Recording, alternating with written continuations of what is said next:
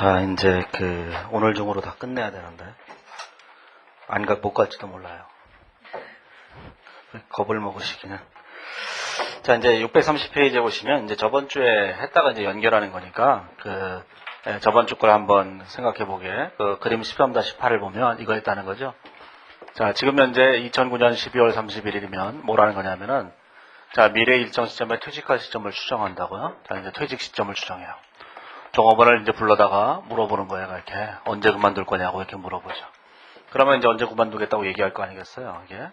자, 그러면 이제 요날 현재로 이제 퇴직금 지급액이 얼마인지를 계산을 해보는 거예요.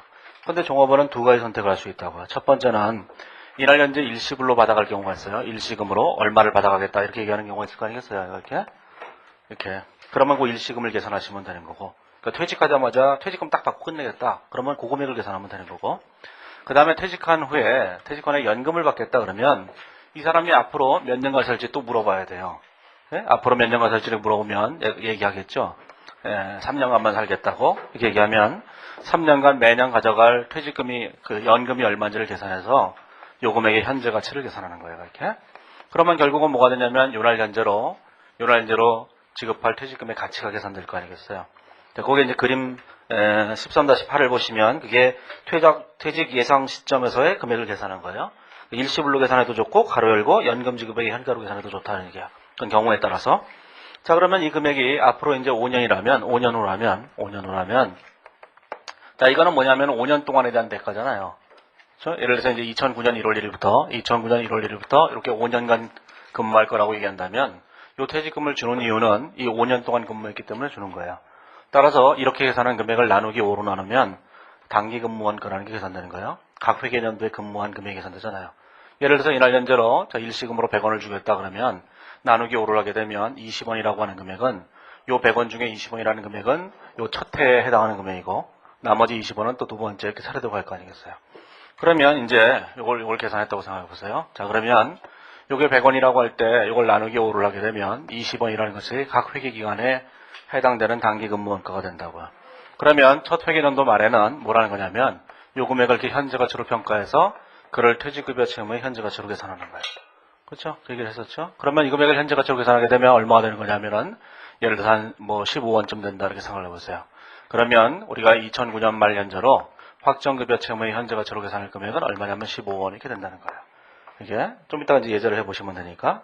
그러면 이제 두 번째 연도가 되면, 자, 2010년 12월 30일이 되면은, 이제 1년 더 근무했으니까, 요 회계연도에 해당하는 금액이 또 있었을 거 아니겠어요. 요때 20원이라는 금액을 또 이렇게 현재 가치로 평가하죠. 이렇게. 그렇죠? 또 이렇게 현재 가치로 평가하게 되면 이 금액이 또 있었을 거 아니겠어요. 이 금액이 한 16원쯤 된다. 그러면 이 16원은 요 회계연도에 해당하는 금액이 되잖아요. 요 금액이 또 뭘로 계산해야 돼요? 2010년 말에, 자, 미래연금으로의 현재 가치, 확정급여 채무의 현재 가치로 계산하는데, 요 회계연도에 해당하는 금액이 16원. 전년도 회계연도에 해당하는 금액이 15원이 있었잖아요. 그렇죠? 15원. 그게 이제 전년도 말 금액 요 금액이고. 그 다음에 요 금액을 유의잘법을 적용해서 이렇게 늘어난 금액이잖아요. 이렇게. 현재 가치로 평가하면 무조건 유의잘법을 적용한다고 했으니까. 이때 늘어나는 금액이 얼마겠어요? 1원이겠죠. 요 16원이랑 똑같을 테니까. 그래서 그 금액을 1원을 더 계산해서 합쳐보면은, 요거 다 합치면은 32원이 된다. 이런 얘기예요. 그러면 계산할 때, 요 유의잘법을 적용한 요 이자원가하고, 그 다음에 요 단기 근무원가를 따로따로 계산하지 않고, 그냥 기말잔액을 계산한 다음에 두 금액의 차이로 계산하셔도 돼요. 어차피 둘 다 퇴직급여 원가로 처리할 거니까. 구조가 이렇게 돼 있다는 걸 생각을 해보셔야 돼요. 예제를 풀어보면 좀 더 쉽게 아실 수 있을 거예요. 자, 그러면 이제 거기 보시면 뭐라고 되어 있냐면은, 자, 631페이지 보면 예제 5번 있는데, 가로 1번에 보면 A사는 종업원이 퇴직한 이후에 연금을 지급하는 확정 퇴직급여를 수행하고 있다. 퇴직한 종업원에게는 퇴직한 회계연도의 다음 회계연도 말부터 퇴직 전 조세용임금의 2%에 해당하는 연금을 지급한다 그랬어요. 가로 2번에 보면, 자, 2009년 12월 31일 현재 종업원의 연간임금이 40만 원이다. 그랬죠? 자, 그럼 이제 뭐부터 계산하셔야 돼요? 자, 이제, 2009년 12월 31일 현재 입장에서 볼 때, 자, 앞으로 몇 년 후에 퇴직을 할 거냐면은, 앞으로 4년 후에 퇴직을 할 거예요. 그러면 1년, 2년, 3년, 4년 이렇게 되겠죠. 이렇게. 그러면 퇴직금을 얼마로 계산하냐면은 거기 보시면 가로 1번에 보면 최종임금의 2%에 해당하는 연금을 지급하잖아요. 자, 이 회사는 매년 연금을 지급할 거예요. 연금을. 자, 연금을 지급하는데 연금을 어떻게 치냐면 최종임금의 2%를 지급할 거라고. 최종임금의 2%를 지급할 거예요. 그러면 최종임금이 얼마인지를 계산하셔야 되잖아요. 이렇게. 자, 최종 임금을 얼마로 계산해야 되냐면 거기 자료를 보시면 가로 2번에 보면 종업원의 임금이 40만 원이라고 했어요. 이날 현재 종업원의 임금이 얼마예요? 여기 40만 원이에요. 요 40만 원을 가지고 요날 현재 급여가 얼마인지를 계산해내야 되잖아요. 자, 그러면 최종 임금을 계산해 보시면 이 40만 원에 대해서 계산을 해야 되는데 매년 월급이 조금씩 오를 테니까 오르는 임금 상승률을 고려하셔야 돼요. 가로 2번에 보면 뭐라고 되냐면 매년 5%씩 상승할 것이다 이렇게 얘기를 했으니까 여기다가 5% 이렇게 상승을 할 거예요. 이렇게 4년 후에 퇴직할 거니까 이게 4승을 하게 되면 최종 임금이 계산되죠. 그렇죠? 별로 어려운 거 아니에요. 그냥 간단하게 생각하시면 돼요. 지금보다 월급이 오를 거다 이렇게 생각하기만 하면 되는 거니까. 그러면 이제 그게 얼마냐면은 48만 6,203원이 되죠. 48만 6,203원이 되는 거예요. 자, 이러한 최종 임금을 받는 이 순간 이 사람이 퇴직을 한다고요. 퇴직을 하게 되면 퇴직하는 시점부터 거기 가로 2번 자료 보면은 6년간 매년 말 연금을 지급해야 돼요. 6년 동안 지급해야 되는데 거기 보시면 최종 임금의 2%에 해당하는 걸 지급하잖아요. 여기에 2%에 해당하는 연금을 얼마를 지급하냐면 요 금액에 2%에 해당하는 연금을 지급하는 거죠. 이렇게. 자, 그러면 매년 지급할 연금이 얼마가 되냐면 거기 보시면 2%니까 9,724원이 되죠. 9,724원이 된다고요. 자, 그런데 이 9,724원이라고 하는 금액은 자, 이렇게 보세요. 여기 보시면은 자, 이제 요날 현재 퇴직을 했으니까 이날부터 자, 1년, 2년, 3년, 4년, 5년, 6년 해갖고 6년 동안 매년 말 9,724원씩 지급한다고. 그러면 이날도 9,724원, 이날도 9,724원 이래서 6년 동안 이렇게 지급할 거 아니겠어요? 그러면 요 연금의 현재 가치가 퇴직 시점에 우리가 지급할 가치다. 그런 얘기예요. 이렇게. 그렇죠? 그러면 거기 보시면 이걸 현재 가치로 평가할 때 사용하는 이자율이 뭐냐면 거기는 우량회사채의 시장 수익률을 사용하도록 하고 있어요. 시험에 따르면 그냥 할인율이 몇 퍼센트 이렇게 줄 수도 있어요. 그럼 할인율로 하시면 되는 거고 원래 이제 기준에서는 우량회사채의 시장 수익률을 사용하고 있기 때문에 그 표현을 쓴 거예요. 그러면 자 이거 이제 10%가 되겠죠? 10% 이렇게 된 거예요. 이렇게. 자, 그러면 이걸 10%로 현재가치 평가를 하게 되면 거기 현가계수가 나와 있으니까 가로 3번에 보면 연금 현가계수가 4.355 이렇게 돼 있으니까 이걸 계산해 보시면 현재가치 금액은 얼마 돼요? 9,724원에다가 곱하기 얼마가 됐냐면은 그 4.355 이렇게 계산됐죠. 이렇게 계산된 거예요. 이렇게. 자, 그러면 그 금액이 얼마가 됐냐면은 거기 보시면은 42,348원이 돼요. 자, 42,348원 이렇게 된 거죠. 이렇게 된 거죠. 그러면 이 42,348원이라고 하는 금액은 뭐에 대한 대가냐면은 앞으로 5년간 근무한 것에 대한 대가예요. 그렇죠? 이게 뭐냐면은 2009년 12월 31일 현재로 계산하지만 실제로 이 사람이 근무를 시작한 것은 언제부터냐면 2009년 초부터라고 얘가 거기 뭐 자료에 안 나와 있지만 퇴직급여제를 처음 시행했으니까 자, 요때부터 계산한 거예요. 요때부터 단기부터 계산하는 거니까 이게 자, 단기부터 계산하니까 요 5년 동안 근무했기 때문에 지금 계산을 하고 있는 거라고요. 이렇게. 만약에 이거를 요 이전부터 했었더라면 요 이전에 계산한 게 다 있었을 거 아니겠어요. 그러니까 문제를 주어질 때는 처음이라고 생각하시는 수밖에 없다고요. 이게 자료가 명쾌하지 않지만. 자, 그러면 이제 이걸 계산해 보면 얼마 되겠어요? 42,348원을 5년 동안 근무한 것에 대한 대가잖아요. 그래서 나누기 5를 하면 각 회계연도의 단기 근무원가라는 게 계산되는 거예요. 그래서 단기 근무원가라는 것은 각 회계연도에 근무한 분에 대한 퇴직급여를 말한다고요. 그래서 631페이지에 보시면 거기 뭐라고 되어 있냐면은 동그라미 4번 해답 1번에 가로 1번에 동그라미 4번을 보시면 근무기간 중에 각 회계연도에 기록되는 퇴직급여는 42,348원에 나누기 5예요. 여기 이제 급여를 계산할 때 4승을 했잖아요. 그건 기말로부터 4년 남았기 때문이고 그 다음에 이 급여는 5년 근무한 것에 대한 대가니까 나누기 5를 해야 되는 거죠. 그럼 5를 하게 되면 그게 얼마 되냐면은 8,470원이 되죠. 8,470원이 되는 거예요. 자, 8,470원이요. 자, 그러면 이걸 계산할 때, 자, 이렇게 된 거죠. 자, 이 기말에, 이 제일 마지막 개인 요때, 자, 42,348원이라고 하는 전체 퇴직급여 채무의 가치가 있는데, 퇴직금 지급액이다, 이렇게 말하자면, 연금의 현재 가치. 요 금액이 있는데, 요 금액 중에서 각 회계연도에 귀속되는 금액이 8,470원이 되는 거예요, 이렇게. 자, 그러면 이 8,470원 첫 번째 금액은 2009년도 분이잖아요. 그럼 요거를, 자, 2009년도에 이렇게 현재 가치로 평가하시면 돼요. 자, 현재 가치로 평가할 때, 그 할인율이 거기 보시면 10%니까, 자, 10%로 현재 가치 평가하면 5,785원이 된다고요. 요걸 10%로 현재 가치 평가하게 되면 얼마 되냐면, 거기 보시면 5,785원 이렇게 되는 거예요. 85원 이렇게 되죠. 금액이 이렇게 된 거예요. 자, 그러면 이제 그 회계 처리를 한번 해보세요. 거기 보시면 요구사항 2번에 회계 처리를 하라 이렇게 나와 있으니까, 그러면 2009년 말에 우리가 이제 회계 처리를 처음 할 때, 자, 이제 2009년 말이에요. 자, 2009년 말에 우리가 회계 처리를 처음 할 때 이렇게 되죠. 자, 회계 처리를 어떻게 하냐면은 확정급여 채무라고 회계 처리를 하는 거예요. 자, 기초에 아무것도 없었으니까, 자, 요 금액을 최초로 계산하면 되잖아요. 5,785원. 그래서 5,785원을 여기다 퇴직급여 원가 이렇게 쓰는 거예요. 옛날에는 그냥 퇴직급여라고 썼는데, 그 한국회계위원회에서 나온 사례에 보면 이제 퇴직급여 원가라는 개정 과목을 써서 그 개정 과목을 쓰는 거예요. 큰 의미는 없어요. 그냥 퇴직급여라고 써도 되는데, 그 다음에 그게 5,785원이 되죠. 자, 5,785원이 돼요. 그럼 여기다가, 자, 확정급여 채무라고 쓰시면 되죠. 급여 채무 이렇게 쓰시면 돼요. 이게 얼마냐면은 5,785원 이렇게 되는 거죠. 이렇게. 자, 그러면 두 번째 연도 말이 되면, 자, 이날 현재 가치를 또 계산해 봐야 될 거 아니겠어요? 확정급여 채무 현재 가치가. 그런데 두 번째 연도가 되면 이제 2년 동안 근무했잖아요. 2년 동안 근무하게 되면 요게 8,470원이지만 다음 연도분 또 8,470원이 될 거 아니겠어요? 이렇게. 두 개의 연도니까 요 두 개 금액을 합쳐서 현재 가치로 평가하면 기말 현재 확정급여 채무의 현재 가치가 계산되는 거예요. 이게. 그러면 요걸 계산해 보시면 얼마 되냐면 요걸 또 10%로 또 할인할 거 아니겠어요? 자, 이걸 현재 가치로 계산해 보시면 631페이지에 오면은 거기 가로 3번에 해답 1번에 가로 3번을 보시면 그 금액이 12,728원이 돼요. 12,728원 이렇게 되죠. 이렇게. 그러면 자, 12,720 2010년 말이 되면은 자, 확정급여 채무의 현재 가치가 원래 얼마였어요? 5,785원이었거든요.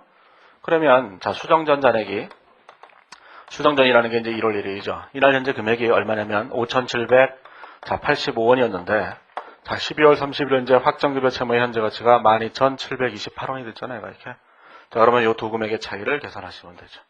두 금액의 차이를 계산해 보시면 얼마가 되냐 하면은, 거기 계산을 해보면은 그게 이제 6,943원이 돼요. 6,943원 이렇게 되는 거예요. 이렇게. 6,943원.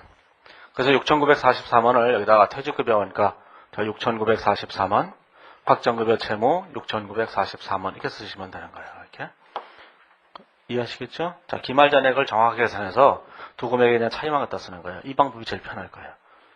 이거랑 똑같은 거죠. 대손충당금 수정전 잔액을 계산해 놓고 대손충당금 추계액을 계산한 다음, 대손추정액을 계산한 다음에 두 금액의 차이를 보충법으로 해결하는 게 제일 편하다고요. 이렇게 안 하게 되면 어떻게 되겠어요? 이걸 유의자익법으로 적용한 금액 하나 계산하고 그 다음에 새로운 거 요것의 현재 가치 하나 계산하고 따로따로 계산해야 되잖아요. 그렇죠? 거기 보시면 632페이지에 오면 제일 작은 글씨로 해놓은 게 그걸 따로따로 계산한 거예요. 따로따로 계산하게 되면 뭐가 되겠어요? 따로따로 계산하게 되면 이렇게 된 거죠. 이렇게. 자, 얘를 유의자율법을 적용해야 되니까 이자만큼 늘어났잖아요. 이자만큼 늘어난 게 이자율이 10%가 얼마 되죠? 579원만큼 이게 늘어난 거예요. 이렇게. 그렇죠? 그 다음에 요 8,470원의 현재 가치를 또 계산해야 될 거 아니겠어요? 이렇게. 그렇게 계산한 것이 거기 별해라고 해놓은 거예요. 제일 밑에. 631페이지에 보면 별해라고 되어 있잖아요. 별해 잊으세요. 이렇게 복잡하기만 하잖아요. 괜히. 그 별해라고 되어 있는 거 보면 6,364원 이렇게 되어 있잖아요. 6,364원 이렇게 되어 있죠. 이렇게. 그러면 얘 따로 회계 처리하게 되면 분계도 두 번 하고 계산도 두 번 하고 뭐 이래야 되잖아요. 그게 불편하기만 하다고요. 게다가 요거에 대한 계정 과목과 요거에 대한 계정 과목을 따로따로 한다면 별개로 한다면 우리가 별도로 해야 될 이유가 있을 거예요. 얘는 틀림없이 유의자율법으로 계산한 이자고 얘는 이자가 아니잖아요. 그러니까 구분할 필요가 있거든요. 얘는 단기 근무원가고 얘는 이자 비용이니까. 그러면 이걸 회계 처리할 때 이렇게 구분해서 만약에 회계 처리한다면 이거를 이렇게 회계 처리한다고 생각해보세요.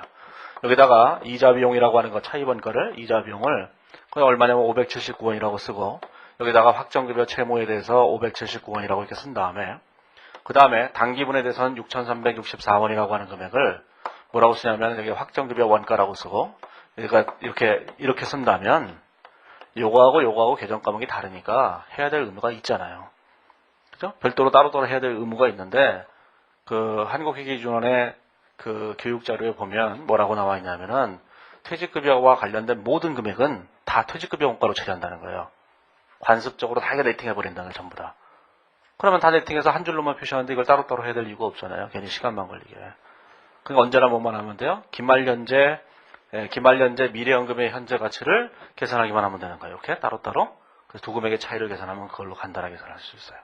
그래서 이자 원가 부분하고 단기 근무 원가 부분을 별도로 구분해서 하셔야 될 필요가 없다는 얘기예요. 괜히 시간만 걸리니까. 기말 잔액만 정확히 계산해서 두 금액의 차이만 계산하면 되죠. 그렇죠? 조금만 공부하시면 하실 수 있을 거예요. 이게 다시 한번 정리를 해보면 이렇게 되는 거잖아요.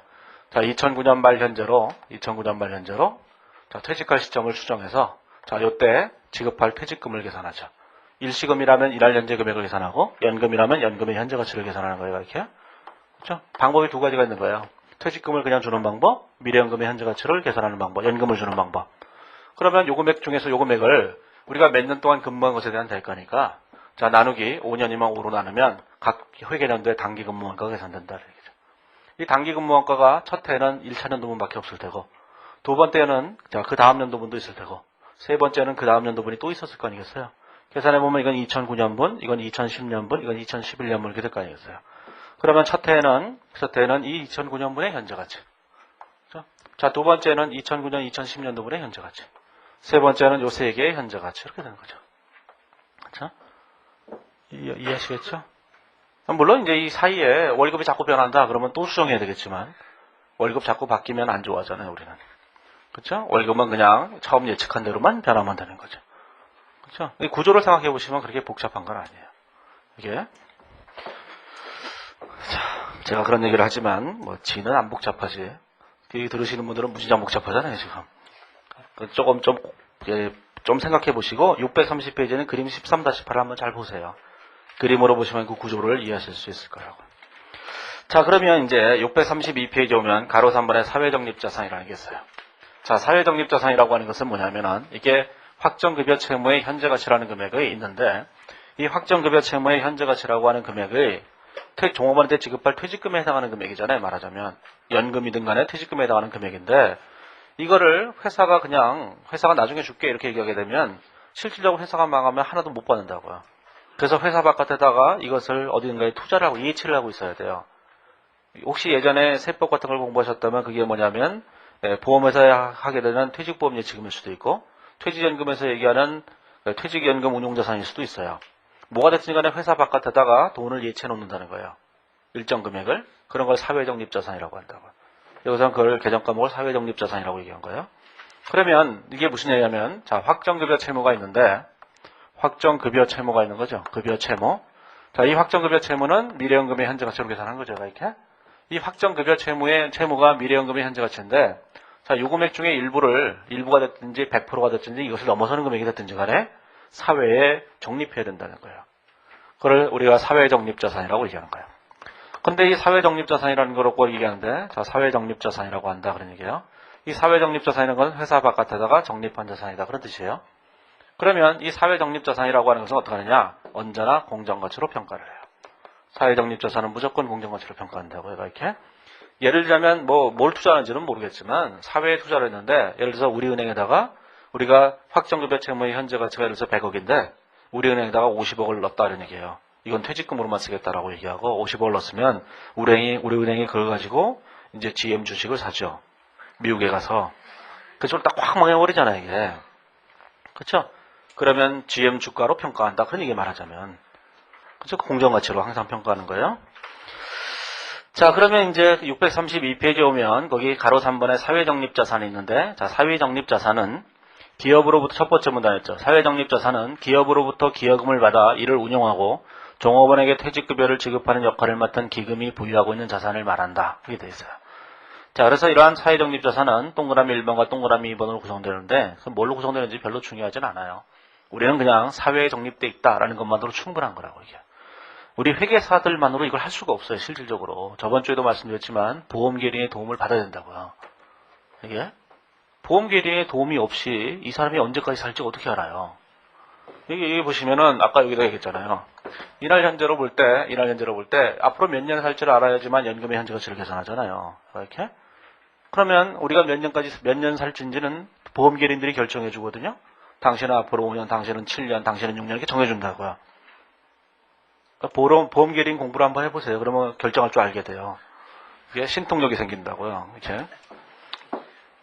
그래서 그들이 이제 우리한테 보험 계약도 하고 막 이러잖아요. 보험 설계도 하고 막 이러잖아요. 보험 상품 만들어내고 막 이러는 게 보험계리인들이 하는 거잖아요. 자, 그래서 이제 보험계리인데 도움을 받아야 돼요. 우리 현실적으로 하기가 힘든 분야가 되게 많다고요. 그러다 보니까 우리는 이제 금액을 딱딱딱 주는 수밖에 없는 거예요. 자, 그러면 그 밑에 보시면 자, 파란색 글씨가 되어 있죠. 동그라미 2번 바로 밑에. 자, 사회적립자산은 공정가치로 측정하며 확정급여 채무의 현재 가치에서 차감하여 재무상태표에 공시한다. 이렇게 돼 있어요. 그렇죠? 자, 그래서 자, 이게 표시할 때 재무제표 표시할 때 어떻게 표시하겠어요? 확정급여 채무를 얼마 현재 가치를 이렇게 쓰고 여기다가 사회적립자산을 이렇게 계산해서 이렇게 차감하는 것으로 이렇게 표시하는 거예요. 이렇게. 근데 늘 얘기했잖아요. 국제기준은 다 표시해도 좋고 한 줄만 표시해도 좋다. 하지만 대부분의 경우 한 줄로 표시해요. 왜 그러냐면은 국제기준은 단순하게 하고 싶은 거예요. 재무제표 양식이 복잡하면 이해가능성이 떨어지거든요. 그러니까 이 세부적인 내역들은 주석에다 써주면 되는 거예요. 그냥 단순하게. 그 세부적인 내역들은 다 주석으로 쓰고 그냥 여기다가는 확정급여 부채 한 줄로 딱 쓰면 그걸로 깔끔한 거죠. 여기다가 주석한 다음에 주석에 가보면 이런 내용이 다 쓰여져 있는 거예요. 그렇죠? 물론 이제 주석에 쓰여져도 무슨 얘기인지 모르지만 쓰여져는 있을 거예요. 이게. 우리나라 감사보고서는 지금 별로 두껍지 않지만 얼마 전에 뉴스 나온 거 보니까 GM에서 그 만들었는데 그게 한 450페이지 정도 된다잖아요. 감사보고서가 450페이지 한 권의 책을 만들어낸 거예요. 감사할 때마다 주석상이 얼마나 많겠어요. 이게 온 세상 얘기 다 써놓는 거죠. 자, 그런데 632페이지 오면 제일 마지막 문단에 이렇게 돼 있어요.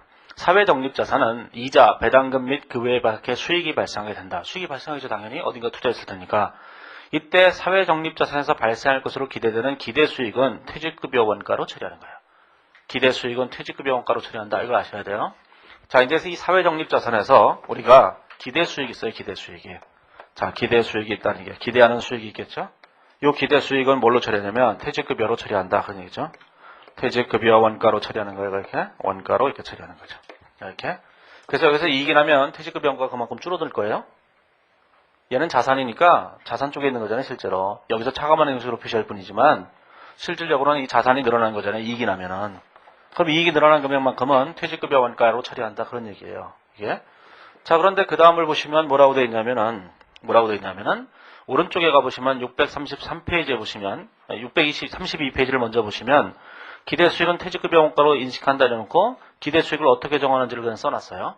기대수익은 관련 확정급여 채무가 존속하는 전체 기간의 수익에 대해서 회계기간 초에 시장에서 형성된 기대치에 기초해서 결정하는 것이다. 이게 되어 있죠. 자, 그것도 실무적으로 결정할 문제예요. 우리 부로 그걸 계산하려면 시험 보다가 시장으로 나가봐야 되잖아요. 그러니까 우리에게는 그냥 기대수익이 몇 프로다 그냥 줄 거예요. 그러니까 별로 신경 쓸 거 없어요. 기초장부가액에다가 기대수익률을 곱하면 기대수익이 된 거예요. 단순하게. 자, 그런데 633페이지에 오면 실제 수익은 기대수익과 다르잖아요. 그래서 실제 수익과 기대수익이 다를 경우 동차익은 보험수리적 손익으로 본다는 거예요. 이게 보험수리적 손익. 예전에 이거 있었잖아요. 자, 기타 포괄 손익으로 분류되는 항목 중에서 뭐가 있었죠? 보험수리적 손익이 있었어요. 그게 이제 나오는 거예요. 이게. 그런데 기타 포괄 손익으로 처리하는 항목 중에 첫 번째가 뭐가 있었죠? 재평가 잉여금이 있었죠. 이렇게. 재평가 잉여금이 있었잖아요. 이 재평가 잉여금은 어떻게 처리해요? 자본 항목으로 처리했다가 걔를 이익잉여금으로 조금씩 대체해갔죠. 감가상각을 통해서 조금씩 대체가잖아요. 기억을 못 하시는군요. 이게? 여기 이익잉여금으로 갔다가 이익잉여금으로 가는 항목들이 이렇게 대체돼 나오잖아요. 조금씩. 자, 두 번째 보험수리적 손익이 이제 나오는 거예요. 이렇게 보험수리적 손익이 나와요. 이렇게. 자, 이 보험수리적 손익은 어떻게 처리할 거냐? 처리하는 방법, 대체적 회계 처리 방법이 너무 많아요. 이렇게도 되고 저렇게도 되고 저렇게도 되고 뭐 이렇게 돼 있어요. 그래서 보론에다 써놨어요. 복잡해서 여기서는 이제 보론에다 써놨지만 그 중에 한 가지 방법만 간단하게 얘기할 거예요. 복잡한 방식을 얘기하면 우리 머리 아프니까. 그렇죠? 자, 많은 걸 강의하는 게 좋을지도 모르겠지만 여기 계신 분들이 다 미치게 만들어요. 그러면 이게 제가 옛날에 몇 년 전만 해도 그래 다 미치게 만들었거든요. 모든 얘기들을 다 중급 배경에서 했다고요. 그래서 몇 년 전 그 회계 동아리에 들어가 보시면 몇 년 전에 제 글, 저에 대한 글 있는 거 보시면 알아요. 너무 어려서 들을 수가 없다. 미쳐버리겠다. 그랬다고요. 이게. 근데 그런 얘기를 강의하면 너무 어렵다고요. 그런 건 나중에 하셔도 좋아요. 예? 지금 단순하게 이게 뭔 얘기인지부터 알아야 되니까. 나중에 실력이 쌓이고 나면 그런 거 그때 가서 얘기하면 다 쉽게 하실 수 있다고요. 자, 그러면 여기서 뭐라고 돼 있어요? 자, 이제 기대수익은 퇴직급여 원가로 처리하는데 기대수익과 실제 수익이 다르잖아요.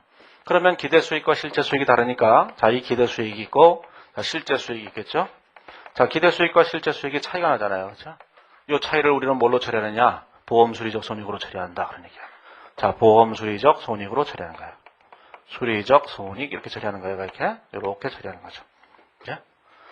자, 그러면 보험 수리적 손익으로 처리를 하는데 거기 보시면은 그래서 633페이지 오면 일단 사회적립자산 그 회계 처리를 보시면 사회적립자산을 적립하면 차변에 사회적립자산 대변에 현금 이렇게 회계 처리하는 거예요. 일단 적립했으니까. 그 다음에 사회적립자산에 투자수익이 발생하겠죠. 자, 투자수익이 발생하게 되면 그 발생하는 투자수익을 사회적립자산이 증감하게 될 거예요. 예를 들어서 자, 이 실제 수익이 100원의 수익이 있었다고 생각을 해보세요. 자, 그런데 기대 수익은 얼마냐면 80원이었다 이렇게 생각을 해보죠. 자, 그러면 실제 수익만큼 사회적립자산이 증가할 거 아니겠어요? 그렇죠? 그렇잖아요. 그러니까 예를 들어서 사회적립자산에 투자를 해서 100원을 벌었다는 게 그게 실제 수익인 거예요. 그러면 여기다가 자, 사회적립자산, 거기 회계처리 예를 보세요. 사회적립자산이 있었겠으면 적립자산이 얼마예요? 100원이 이렇게 늘어났겠죠? 이렇게 100원이 늘어났는데 그 중에서 80원이 기대 수익인 거예요. 기대 수익만 뭘로 처리하는 거예요? 퇴직급여 원가로 처리한다 그런 얘기예요. 기대 수익만. 자, 그래서 기대 수익만 자, 퇴직급여 원가로 처리한다 그랬죠? 회계 처리 가운데 있잖아요. 그렇죠? 기대 수익만 80원. 그러면 20원이 남게 될 거 아니겠어요? 요 20원을 보험 수리적 손익으로 처리하는 거예요. 이걸 보험 수리적 손익으로 처리해요. 보험 수리적 손익 이렇게 처리하는 거예요. 이렇게. 자, 그러면 보험 수리적 손익으로 처리하는 거니까 기대 소익과의 차이에 따라서 많이 달라질 수 있겠죠. 예를 들어서 이 금액이 120원이다. 이렇게 기대 수익이. 그렇다면 이쪽에 20원이 보험 수리적 손실 이렇게 계산될 거예요. 그렇죠? 자, 그러면 이 보험 수리적 손익을 어떻게 처리할 건가라는 건데 이 보험 수리적 손익을 처리하는 방법에 굉장히 여러 가지 방법이 있어요. 그거를 보론에서 써놨다고요. 보론에서 한 가지 얘기만 하면 너무 복잡하고 어려워서 639페이지 오면 1번에 보험 수리적 손익 있죠. 근데 다른 건 다 나중에 하시고 나중에 2차 할 때 하시거나 그러세요. 이게 너무 어려워요. 굉장히. 640페이지에 오면 그림 13-10을 보시면 13-10이 아니라 13-10에 보면 보험 수리적 손익의 발생 원인이 있죠. 발생 원인은 보험 수리적 과정이 변경되는 경우도 있지만 기대 수익과 실제 수익의 차이도 있고 두 가지 종류가 있어요. 여기서는 뭐만 얘기한 거고 밑에 것만 얘기한 거죠. 기대 수익과 실제 수익의 차이. 자, 그 인식 방법은 그림 13-9에 있다는 건데 13-9가 아니라 13-11이에요. 13-9라고 돼 있죠. 13-11에 있는 거예요. 642페이지에 13-11에 있어요. 자, 13-11에 보시면 거기 뭐라고 하냐면 범위 접근 방식하고 발생 기간에 인식하는 방식 두 가지가 있어요. 그러면 범위 접근 방식은 너무 어려워요. 이제 자, 이걸 처리하는 방법에 자, 보험 수리적 기간 접근 방식이 있는 거예요. 범위 접근 방식이라는 게 있어요. 방식. 이게 코리더 어프로치라고 하는 건데 코리더가 복도예요. 예, 복도 접근 방식이 있는데 그런 거 이제 번역할 때 범위 접근 방식이라고 한다고요. 자, 이거는 좀 복잡해요. 그래서 요거는 또 저기 있는 기타 포괄손익과 관계도 없어요. 그리고 이렇게 하는 경우에는 뭐냐면은 퇴직급여, 확정급여 채무의 현재 가치에서도 차감한 형식으로 표시하고 뭐 이래야 돼요. 굉장히 복잡한 거라고요. 자, 그래서 이거 하지 말고 그냥 단순한 것만 생각해 보세요. 그 밑에 거 단순한 게 뭐죠? 발생기간에 인식한다 이런 얘기죠. 발생기간에 인식한다면 무슨 얘기예요? 요 금액은 그냥 단기손익으로 인식하는 거 이렇게 그냥 인식해 버리는 거예요. 인식할 때 얘를 어디로 보내느냐? 얘를 기타 포괄손익으로 보내는 거예요. 그게 우리가 포괄손익 계산서에 나오는 보험수리적 손익이에요. 그렇죠? 범위 접근 방식으로 하게 되면 포괄손익 계산서에 안 나타나요.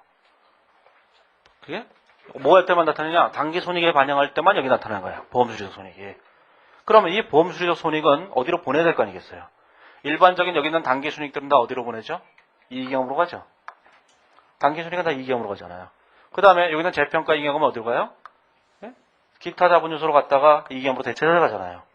얘는 어디로 가요? 얘는 그냥 이익경으로 가요. 그냥 이익경으로 간다고요? 왜 그러냐? 묻지 마세요. 그렇게 하기로 한 거죠. 그들이 한 거예요. 제가 한 게 아니라. 그래서 보험수리적 손익은 직접 이익경으로 그냥 가버려요. 예? 표시만 여기다 기타 포괄손익으로 표시하는 거예요. 그러니까 기타 포괄손익으로 표시된 항목들은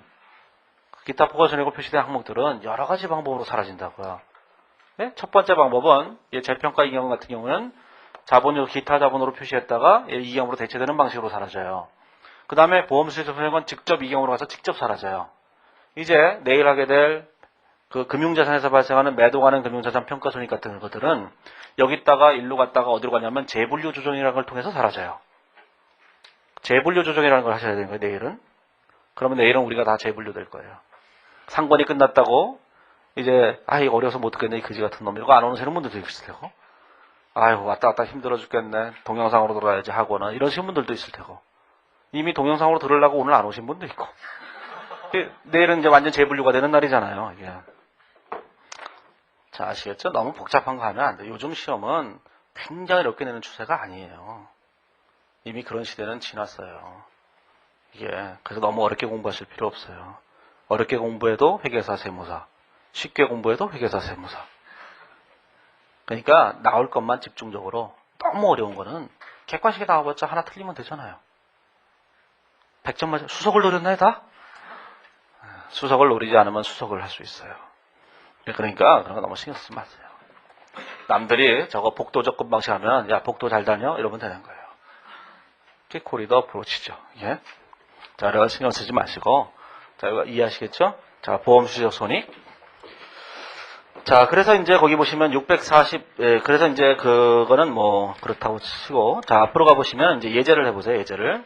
자, 634페이지에 가보시면 자, 634페이지에 가면 예제 6번이 있는데 자, A사는 퇴직한 종업원에 대해서 확정급여 제도를 시행하고 있으며 2009년 1월 1일 현재 확정급여 채무의 현재 가치와 사회적립자산의 장부 금액은 다음과 같았다. 그러면 1월 1일 현재로 확정급여 채무의 현재 가치가 있었어요. 자, 이제 그 회계처리를 좀 해보시면 되죠. 자, 확정급여 채무의 현재 가치가 있어요. 확정급여 채무, 급여 채무의 뭐의 현재 가치가 얼마가 있었어요? 여기 보시면은 그 금액이 4만원 이렇게 돼 있었죠. 이렇게. 자, 사회적립자산이 있었죠. 자, 사회적립자산에 자, 공정가치가 있어요. 이렇게. 요게 36,000원 이렇게 있었던 거예요. 이렇게. 자, 그러면 종업원한테 지급할 확정급여 채무가 4만원의 가치를 갖고 있는데 그만큼 줘야 되는 거예요. 여태까지 근무한 것에 대한 가치니까. 그런데 그 중에서 36,000원은 회사 바깥에다 적립해 놓은 거예요. 그럼 혹시라도 회사가 망해도 종업원은 36,000원은 받아갈 수 있다. 그런 뜻이 되죠. 기본적으로. 자, 그러면 거기 보시면 가로 2번에 보시면 자, A사는 2009년도에 단기근무 원가는 5,000원이며 현재 가치 사용에 할인될 할인율은 10%다. 이렇게 돼 있어요. 자, 그러면 거기 뭐라고 되냐면 이렇게 생각해 보시면 되죠. 2009년도 단기근무 원가가 5,000원이다 그랬는데 그 뜻은 현재 가치로 평가한 금액이 5,000원이다 그런 뜻이에요. 예, 그게 단기근무 원가예요. 자, 그래서 단기근무 원가 5,000원이 있으니까 자, 첫 번째, 자, 단기근무 원가에 대한 걸 인식해야 되죠. 자, 근무 원가 이렇게 인식하는 거예요, 이렇게. 자, 단기근무 원가가 어떻게 됐어요? 여기다가 확정급여 원가, 자, 퇴직급여 원가가 있죠. 자, 퇴직급여 원가가 여기 얼마예요? 퇴직급여 원가가 5,000원이죠. 그래서 여기다 확정급여 채무를 자, 급여 채무라는 게 있잖아요. 이 채무를 이제 5,000원을 계산하시면 되는 거예요, 이렇게. 자, 그러면 이제 단기분을 계산한 거죠. 자, 단기분을 계산한 거고, 자, 그 다음에 뭐가 있어요? 이 확정급여 채무 기초금액을 유효자율법을 적용해야 되잖아요. 그렇죠? 유효자율법을 적용해야 되죠. 유효자율법을 적용해야 되는 거기 동그라미 2번에 보면 이자원가라는 게 있잖아요. 유효자율법을 적용하게 되면 그래서 10%가 주어진 거예요. 자, 두 번째, 자, 이자원가가 있죠. 이자원가라는 게 유효자율법을 적용한 금액이에요. 그러면 기초장부가액에다가 유효자를 곱하면 되죠. 그 유효자를 거기 보시면 이제 10%라는 거예요. 그러면 10%를 곱하게 되면 이게 4,000원이 되죠. 4,000원, 이것도 퇴직급여로 처리한다는 거죠. 이렇게 4,000원 이렇게 처리한다는 거예요. 그렇죠? 아까 했던 방식은 뭐였어요? 아까 했던 방식은 문제가 주어질 때 여기서는 뭐예요? 이렇게 돼 있을 때, 자, 요 4만 원이 있었고 4만 원이 있었잖아요. 그 다음에 요 4만 원은 그냥 다음 기 말에 4만 원으로 가는 거죠. 이렇게. 자, 요거에 대한 이자가 얼마로 가는 거예요? 이자가 4,000원이 가는 거예요. 이렇게. 그 다음에 요 기간에 근무했기 때문에 발생한 단기 근무 원가가 있잖아요. 단기 근무 원가는 미래의 어느 시점에 계산한 금액의 현재 가치 금액이 있었겠죠. 그 금액이 지금 5,000원이다 이렇게 주장하는 거예요. 그래서 아까 계산하실 때는 이걸 다 계산해 보니까 얼마 됐어요? 49,000원이 됐죠. 이렇게. 이 49,000원이라는 금액을 아까는 요 전체 금액의 요게 현재 가치로 계산해서 요 금액과 요 금액의 차이로 계산한 거잖아요. 근데 여기서는 이제 요 자료를 따로따로 주고 있기 때문에 따로따로 계산하는 거예요. 뭐 주는 법에 따라서 다르게 할 수 있으니까. 그러니까 이게 따로따로 주게 되면 따로따로 하시고 우리는 두 가지를 해야 된다는 걸 아셔야 돼요. 확정급여 채무의 현재 가치를 계산할 때는 일단 기초장부가액에 대해서 유효자율법을 적용한 게 하나 있어야 되고 그 다음에 단기 근무한 부분에 대한 원가가 또 하나 있어야 되고 두 개가 있어야 되는 거죠. 그렇죠? 그래서 앞에 예제에서 두 개를 써놨잖아요. 밑에 나눠서 하는 방식. 그래서 이런 방식으로 문제를 내게 되면 따로따로 하시는 수밖에 없잖아요. 그래서 하나가 단기 근무 원가, 하나가 이자 원가 이렇게 되는 거예요. 이자 원가는 유효자율법을 적용한 금액이에요. 그냥 단순하게. 자, 그 다음에 거기 보시면 가로 3번에 보면 사회적립자산에 대한 기대 수익률이 있어요. 자, 세 번째로 자, 사회적립자산에 대한 기대 수익 있죠. 자, 사회적립자산이 요거 얼마예요? 요거 36,000원이죠. 여기에 대한 실제 수익률이 몇 퍼센트냐면 거의 6%예요. 그러면 자, 여기 계산해 보시면 자, 실제 수익이 왜 얼마냐면 6%죠, 6%. 그럼 6%를 계산해 보시면 자, 36,000원에다가 6%를 곱하게 되면 이게 실제 수익이 되는 거예요. 자, 실제 수익이 얼마가 되냐면은 36,000원에 6%를 곱하면 2,160원이 되죠. 자, 그러면 2,160원만큼이 여기다가 사회적립자산이 이렇게 늘어나겠죠? 사회적립자산이라고 하는 것은 실제 받은 것만큼 늘어나는 거잖아요. 2,160원 이렇게. 그렇죠? 자, 실제로 번 건 얼마인가 생각해 보세요. 기대 수익. 자, 기대 수익이라고 하는 것은 거기 보시면 기대 수익은 8%잖아요. 그럼 여기다가 자, 8%를 곱한 것이 기대 수익이죠. 그러면 기대 수익은 얼마가 되냐면 2,880원이 돼요. 자, 그러면 2,880원의 기대 수익이 있었으니까 그 기대 수익은 뭘로 처리한다? 퇴직급여 원가로 처리한다. 그런 얘기예요. 이렇게. 꼭 기억하셔야 돼요. 기대 수익은 퇴직급여 원가. 실제 수익과 기대 수익과의 차이는 언제나 보험수리적 손익. 이게? 그래서 이 퇴직급여 원가가 있는데 이 퇴직급여가 2,880원이 되죠. 자, 그러면 여기 있는 것이 자, 보험수리적 손실 이렇게 되는 거예요. 보험수리적 손실 이렇게 된 거예요. 손실 이렇게. 그래서 보험수리적 손실이 얼마가 되 있냐면은 720원 이렇게 되는 거죠. 이렇게 되 있는 거예요. 자, 그 다음에 퇴직급여를 지급했어요. 거기 가로 4번에 보면 자, 2010년 12월 31일 현재 퇴직한 종업원한테 3,000원의 퇴직급여가 사회적립자산에서 지급됐다 그랬죠? 2010년이요? 2009년이요? 2009년 12월 31일? 갑자기 2010년이 나와. 자, 2009년 12월 31일 퇴직한 종업원에게 3,000원의 퇴직급여가 사회적립자산에서 지급했다 그랬어요. 그러면 사회적립자산에서 자, 2009년 지급했으니까 이렇게 된 거죠. 자, 그러면 퇴직금은 어디에 있었던 거예요? 퇴직금은 저기 있는 확정급여 채무의 현재가치에 있었던 거예요. 그거를 사회적립자산에서 준 거잖아요. 그러면 이렇게 하면 되죠.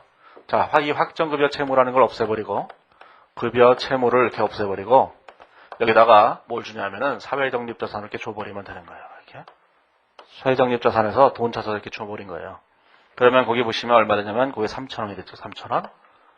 그 다음에 제일 마지막으로 뭘 했냐면은 사회적립자산을 또 적립했죠. 사회적립자산 대변의 현금으로 끝난 거죠.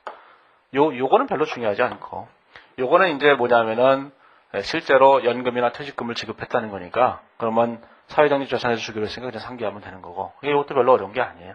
중요한 건 이거죠. 이거. 예? 자, 그러면 여기서 보험수리적 손실이 있었어요. 보험수리적 손실이. 자, 이걸 어떻게 처리할 것인가라는 거죠. 이 보험수리적 손익이라는 게 자, 손익계산서에 표시될 때는 제가 이렇게 표시가 되는 거예요. 자, 손익계산서에 표시될 때 자, 이렇게 표시되는 거죠. 쭉 쓴 다음에 자, 단기 손익 얼마 이렇게 써지겠죠. 이렇게. 그 다음에 여기다가 자, 기타 포괄 손익을 쓰면서 여기다가 뭐라고 쓰냐면 보험수리적 손실 이렇게 쓰는 거예요. 손실 이렇게 쓰는데 자, 720원의 손실이다 이렇게 쓰는 거죠. 이렇게. 자, 그러면 이 보험수리적 손실로 계산했던 요 금액은 어디로 가냐면 이익경으로 직접 가버려야 되는 거예요. 그래서 이익경으로 가게 되니까 재무상태표에 보면 여기 이제 이익경이 있겠죠. 얘를 직접 이익경으로 직접 보내요. 그러면 나중에 장부를 마감할 때 이런 문제가 필요한 거죠. 보험수리적 손실이라고 하는 금액 720원이 있는데 요 금액을 이익경으로 이렇게 직접 보내는 거예요. 2월 이익경으로 이렇게 직접 보내야 되잖아요. 720원. 이런 분계가 하나 필요한 거예요. 이제 그렇죠? 자, 이 분계가 중요한 게 아니고 이 보험수리적 손익은 나중에 어디로 가요? 이익경으로 직접 가버린다. 이게 제일 중요한 거예요. 그러면 이거는 보험수리적 손익을 단기에 처리하는 방법이잖아요. 발생한 기간에 처리하는 방법이에요. 발생한 기간에 처리하지 않는 방법이라면 굉장히 복잡해서 앞에 보시면 이런 게 돼 있잖아요. 어디서 있었냐면 저번 주에 얘기할 때 이게 있었죠. 627페이지에 보시면 거기 박스에 보시면 재무상태표에 보고될 확정급여 부채라는 게 있죠. 그 확정급여 부채 어떻게 보고된다 그랬어요. 저번 주에 이렇게 보고된다 그랬잖아요. 이렇게 어떻게 보고되냐면은 자, 확정급여 채무의 현재가치 확정급여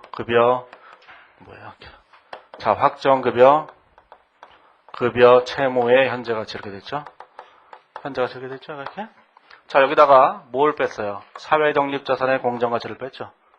자산의 공정가치를 뺀 거예요. 이렇게. 자, 얘만 뺀 게 아니죠. 보험수리적 손익이라는 것도 가감되죠. 보험수리적 손익이라는 것도 이게 가감된다고요. 그럼 이게 만약에 보험수리적 손실이라면 뭐예요? 이것도 차감해야 되죠. 보험수수료 손실은 차변이고 확정급여 채무 현재 가치는 대변이에요.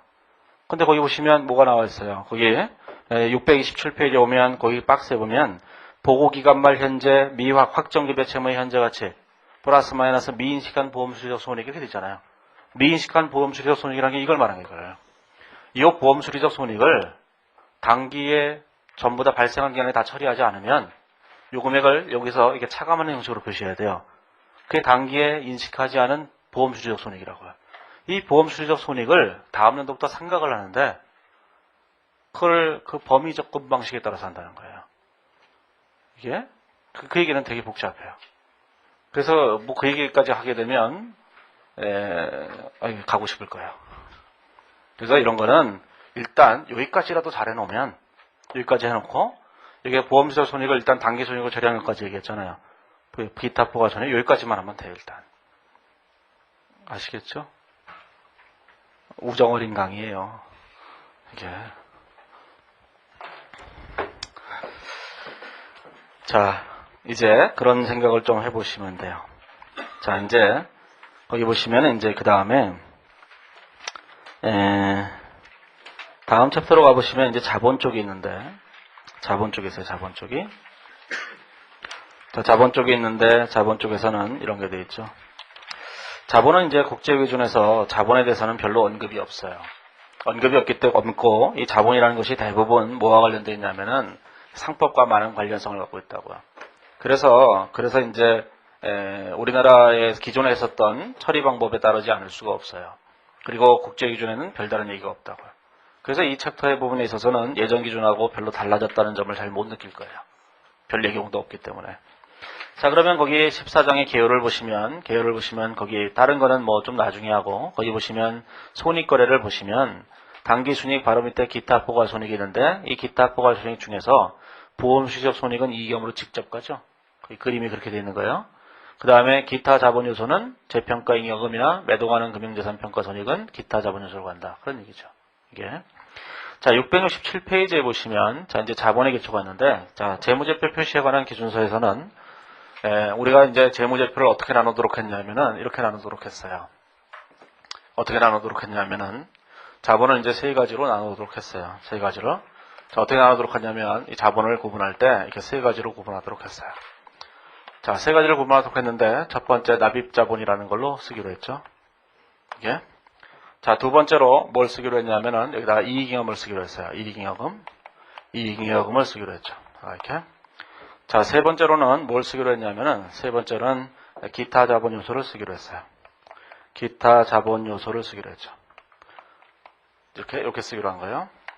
그리고 국제기준에 관한 그 우리나라 번역해 놓은 거에 그 표시해 보면은, 이 세부적인 내역에 도대체 뭐가 들어가는지에 대해서 정확하게 얘기하지 않고 있다고. 그래서 이 책에서는 뭘 했냐면 이 납입자본에 대해서 이게 2007년 말에 확정된 기준에서는 얘를 뭐라고 썼냐면 자본금이라고 썼어요. 그럼 자본금이라면 발행주식의 액면총액만 딱 쓰면 끝나는 건데 이 이름을 납입자본으로 바꿨다고 이름을. 그러면 이 납입자본으로 바꿨더니 납입자본이 도대체 어디까지를 말하는 건가? 그거는 이제 사람들의 판단에 따라 조금씩 달라질 거예요. 그렇죠? 납입자본이 자본금만 말하는 것인지 아니면 주식 발행 초과금까지 포함한 것을 말하는 것인지 그럴 거 아니겠어요? 그래서 이제 이 책에서는 뭐랬냐면 그걸 이제 저도 여러 번 고민을 했어요.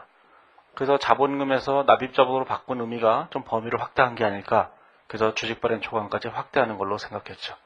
그래서 이 납입자본을 이 책에서는 자본금과 주식 발행 초과금을 이렇게 합친 금액을 이렇게 쓰기로 했어요. 이렇게. 그러면 유상증자할 때 한 금액을 썼다면 유상감자한 건 이걸 되돌려준 거잖아요. 그래서 유상감자한 걸 가게 되면 감자처손익 같은 게 있죠. 그것도 여기다 썼다고. 이게 물론 국제기준에서는 그걸 어떻게 쓰라는 얘기는 없어요. 어떻게 쓰라는 얘기가 없다고요. 자, 그래서 이렇게 쓰기로 했어요. 그래서 이제 자기 주식 같은 경우에는 여기서 어떻게 썼냐면 여기다 자기 주식은 기타 자본으로 써놨어요. 물론 자기 주식을 여기다 쓰겠다 이렇게 생각하는 사람도 있을 거예요. 자기 주식도 되돌려준 거라고 봐서. 이게 국제기준은 그만큼 자율성을 강조하기 때문에 세세한 얘기를 잘 안 한다고요. 그래서 국제기준에서는 이 세 가지만 구분하고 있어요. 그래도 이렇게 분류해서는 안 된다는 거예요. 자본금, 자본잉여금, 이익잉여금, 기타 포괄손익이 자본조정. 옛날처럼 그렇게 분류해서는 안 돼요. 그건 아니잖아요, 그래도. 재무제표 그 표시에 관한 기준서에 보면 2008년 12월 30일 날 발표를 하면서 양식을 뒤에다 첨부했다고요. 그 첨부한 양식에 보면은 이렇게 세 가지로 나눠져 있어요. 이게 국제기준이 아무리 자율성을 강조한다고 해서 우리나라 옛날 기준에 있었던 자본금, 자본잉여금, 자본조정, 기타 포괄손익의 이익잉여금 이건 아니다고요. 그렇죠? 그건 아니에요. 이게 전혀 표시가 다른 거니까. 자, 그래서 납입자본, 이익잉여금, 나머지는 다 기타 자본요소 이렇게 쓰시면 되는데 기타 자본요소에 뭐가 있겠어요? 옛날에 했던 자본잉여금, 자본조정, 기타 포괄손익이 막 섞여 있다 이렇게 생각하시면 되죠. 그렇죠? 그러니까 시험에 낼 때 앞으로 이렇게 내기는 되게 힘들어요. 기타 자본요소의 합계가 얼마냐 이렇게 내기는 힘든 거예요. 사람에 따라서 그게 어디 갈지 모르는데, 그렇죠? 그렇게 내지는 않을 테니까 그런 건 이제 신경 쓰지 않으셔도 돼요. 아무튼 분류를 할 때 이렇게 한다는 거예요. 납입자본, 이익잉여금, 기타 자본요소 이렇게 분류하는 거죠. 그래서 이제 외국에 있는 재무제표들을 보면, 유럽에 있는 재무제표들을 보면은 여기는 뭐예요? 이게 자기 주식 같은 경우도 이 밑에다 표시하는 사람도 있고 이 제일 밑에다 표시하는 회사도 있고 지 하고 싶은 대로 하는 거예요, 그냥. 이게. 근데 우리나라에서는 양식이 있으니까 이 양식 세 가지로 나눠져 있다 이렇게 보시면 되죠. 크게. 자, 그러면 이제 거기 보시면 667페이지에 오면은 그래서 자본의 의의를 보시면 그 자본을 파란색 글씨로 납입자본, 이익잉여금, 기타 자본요소로 분류하도록 한다 이렇게 됐다는 거죠. 자, 그런데 가로 1번에 보면 자본거래가 있고 가로 2번에 보면 손익거래가 있고 두 가지가 있어요. 그래서 그 뒤에 가보시면 668페이지에 오면 거기에다가 그림 14-1에다가 구분을 해놨죠. 구분을 해놨을 때 자본거래 결과로 발생하는 이익은 일반적으로 우리가 자본잉여금이라고 얘기를 해왔어요. 그래서 자본잉여금이라는 그냥 표현을 썼어요. 그냥 거기다가 되도록이면 안 쓰려고 했는데 안 쓰려다 보니까 뭐라고 써야 될지를 몰라서 그냥 자본잉여금 표현을 썼어요. 자본거래 결과로 이익이 생기는 건 자본잉여금, 손익거래 결과로 이익이 생기는 건 이익잉여금 이렇게 썼다고요. 그 자본잉여금, 이익잉여금 이렇게 쓴 거고 손실이 발생하면 부의 자본잉여금, 결손금 이렇게 쓰는 거죠. 자, 그래서 자본거래라는 것은 주주와의 거래를 말하는 거고 자, 손익거래라고 하는 것은 주주와의 거래를 제외한 거래를 말하는 거예요.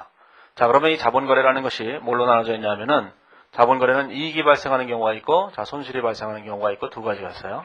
자, 이익이 발생하는 경우에 우리는 여기서 자본잉여금 이렇게 썼어요, 그냥. 자, 그 다음에 부의 자본잉여금 이렇게 썼다고요, 이렇게. 자, 그런데 자본거래 결과로 이익이 발생하든 손실이 발생하든 이 두 개는 서로 상기하는 거예요. 서로 상기한다. 그런 얘기예요, 이렇게. 서로 상기해야 돼요. 서로 상기. 서로 상기하는 거죠. 자, 서로 상기해야 된다는 생각을 먼저 하셔야 돼요. 자, 거기 우선 상기라는 표현을 썼지만 발생 순서에 관계해서 서로 막 상기하면 돼요. 이게. 자, 그건 좀 이따가 얘기할 거고.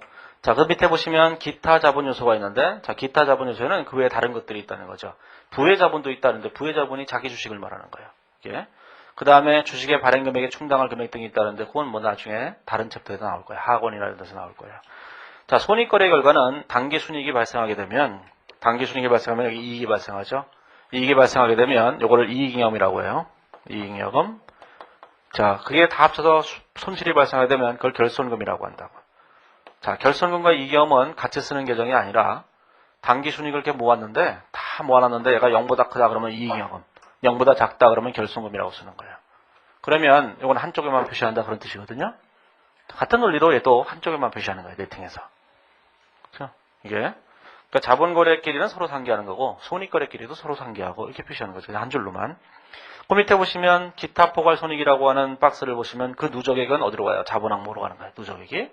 기타 자본 요소로 가는 건데 그것들을 모아놓은 거를 우리가 예전에는 기타 포괄 손익 누계액이라고 했다고요. 기타 포괄 손익을 누계해 놓은 금액이다. 누적한 금액이다. 라는 뜻으로. 그 다음에 그 기타 포괄 손익 중에서는 거의 파란색 화살표가 있는 것처럼 보험수적 손익은 기타 포괄 손익임에도 불구하고 어디로 가요? 이익잉여금으로 직접 간다. 그런 얘기예요. 그렇죠? 그래서 기타 포괄 손익이 무조건 자본 항목으로 가는 건 아니에요. 이익잉여금으로 가는 것들도 있어요. 그러니까 이게 그냥 딱 한 가지로 딱 규정되어 있는 게 아니라는 거예요. 자, 그러면 자, 669페이지에 오면 자, 이제 주식의 종류가 있는데 주식의 종류에는 보통주하고 우선주 두 가지가 있어요. 자, 보통주하고 우선주하고 딱 두 가지가 있는데 자, 보통주하고 우선주하고 딱 두 가지가 있어요. 자, 보통주는 그냥 하나의 주식이 발행되면 우리가 보통주라고 하고 여러 개의 주식이 발행되게 되면 그 중에서 우선권을 갖고 있는 주식을 우선주라고 한다고요. 자, 이 우선주는 여러 가지가 있는데 우선주는 여러 가지가 있어요. 우선주. 자, 우선주는 여러 가지가 있는데 첫 번째는 누적 배당에 관한 우선주가 있어요. 자, 배당에 관한 우선주가 있죠. 관한 우선주 이렇게 돼 있어요. 자, 이 배당에 관한 우선주는 크게 이제 두 가지로 나눠지는데 누적적 우선주와 참가적 우선주로 이렇게 나눠져요. 누적적 우선주와 참가적 우선주 이렇게 나눠지죠. 이렇게. 그 다음에 배당에 관한 우선주 말고 다른 우선주들도 있는데 그 다른 우선주에 어떤 것들이 있냐면은 상환 우선주라는 게 있고 그 다음에 전환 우선주라는 게 있고 이렇게 두 가지가 있어요. 자, 전환 우선주에 대해서는 뭐 별로 할 얘기는 없고 상환 우선주에 대해서는 뒤쪽에 나와요. 예? 자, 그래서 이 얘기에 대해서는 나중에 얘기하고 여기는 배당에 대해서만 얘기하죠. 자, 시험에서는 자료를 주면서 이렇게 물어봐요. 이 중에서 배당금을 얼마라고 선언했는데 이 중에서 우선주주가 가져갈 배당금과 보통주주가 가져갈 배당금이 얼마인가 이렇게 물어본다고요. 그래서 그 뒤에 나오는 670페이지에 있는 예제 1번처럼 자료를 주고는 670페이지 제일 밑에 보면 예제 1번에 가로 2번에 보면 그 자료가 나와 있잖아요. 배당금 총액은 15만원의 배당을 선언할 예정이다 이렇게 되죠. 그 15만원의 배당금을 보통주주와 우선주주가 얼마씩 나눠 가질 것인가 이렇게 물어본다고요. 그러면 얼마씩 나눠 가질 것인지를 이제 계산하시기만 하면 되는 거예요. 자, 그럴 때 669페이지에 보면 누적적 우선주라는 게 있는데 이 누적적 우선주는 특정 회계연도에 배당을 안 해주면 다음 연도에 무조건 우선적으로 배당해줘야 되는 우선주를 말해요. 그래서 669페이지에 오면 거기 누적적 우선주가 있는데 첫 번째 문단에 보시면 669페이지 가로 1번의 누적적 우선주 첫 번째 문단에 보면은 누적적 우선주는 특정 회계연도에 사전에 정해진 일정 배당률에 미달해서 배당금을 수령하면 수령하지 못한 배당금을 이후 회계연도에 우선적으로 지급받을 수 있는 권리가 부여된 우선주를 누적적 우선주라고 하는 거예요. 자, 그런데 이 누적적 우선주는 따라서 반드시 배당금을 줘야만 되는 거예요. 그렇다고 해서 제일 마지막에 파란색 글씨로 되어 있는 게 있죠. 배당금을 선언하지 않은 경우에는 미지급한 배당금을 부채로 계산해서는 안 된다. 그렇죠? 물론 무조건 주기는 줘야 돼요. 그렇다고 하더라도 배당이 선언되지 않은 금액에 대해서 미지급 배당금을 계산해서는 안 된다는 거예요. 그렇죠? 자, 그러면 이제 뒤로 넘어가 보시면 이렇게 돼 있어요. 자, 670페이지에 보시면 예제 1번 있는데, 자, 보통주 자본금과 우선주 자본금이 있죠. 자, 보통주 자본금이 있고, 자, 이제 우선주 자본금이 있어요. 우선주. 자, 그런데 자본금이 얼마인지를 보시면, 거기 가로 1번의 자료를 보시면, 보통주 자본금이 액면 금액이 100만원이죠, 100만원. 자, 그 다음에 우선주 배당금이 얼마냐면, 액면 금액이 50만원이에요. 자, 우리가 이제 배당률이 주어져 있는데, 배당률은 액면 금액을 기준으로 계산하는 거예요. 배당률은 무조건 액면 금액을 기준으로 계산해요. 자, 그래서 배당률은 어떻게 계산하는 거냐면은, 자, 배당금을 뭘로 나눈 거냐면은, 자본금 액면 금액으로 나눈 거예요. 액면 금액으로 이렇게 나눈 걸 배당률이라고 한다고. 따라서 배당금을 계산할 때는 액면 금액에다가 배당률을 곱하기만 하면 돼요. 자, 그래서 문제에서 배당률이 주어져 있죠. 자, 그런데 이 문제에서는 예제 1번에 가로 1번을 보면 2007년에 설립된 회사인데 여태까지 한 번도 배당을 한 적이 없어요. 그런데 가로 2번에 보시면 2008년 12월 30일로 종료되는 회계연도까지 어떠한 배당도 없었는데 2009년 12월 31일로 종료되는 회계연도에 정기주주총회에서 배당을 하기로 했다는 거죠. 그러면 이제 2009년도분을 배당하기로 했다는 건데, 자, 이제 2007년과 2008년에 배당을 한 번도 안 했다는 거예요. 그리고 2009년도에 이제 배당을 하려고 한다는 거죠. 예? 자, 그럴 때 우리는 어떻게 배당금을 나눠 가질 거냐라는 건데, 이 누적적 우선주라면 무조건 배당을 먼저 다 해줘야 돼요. 옛날에 배당 안 해줬던 거 무조건 다 해줘야 된다는 얘기예요. 2007년도 거, 2008년도 거 다 해줘야 돼요. 그러면 2009년도 것도 무조건 먼저 해줘야 되죠. 그래서 거기 보시면 요구사항 1번을 보시면 우선주가 누적적 비참가적 우선주라면, 자, 누적적 우선주다 그런 뜻이에요. 참가적이지는 않다 그런 뜻이니까 누적적 우선주예요. 누적적 우선주는 이 50만 원에 대해서 배당금을 해줘야 되는데 5%의 배당을 해줘야 되잖아요. 그런데 몇 년치를 해줘요? 2007, 2008, 2009, 3년치를 해줘야 돼요. 그러면 3년치를 해줘야 되죠. 그럼 3년치가 전전기, 전기, 단기 3번을 해준 거예요. 이걸 무조건 배당을 해줘야지 그 다음에 보통 주주한테 배당해 줄 수 있는 거예요. 자, 그래서 누적적 우선주 배당금을 계산해 보니까 얼마 됐어요? 75,000원이 됐죠. 그리고 75,000원이 된 거예요. 자, 75,000원을 제외한 나머지 금액은 보통주가 가져갈 배당금이에요.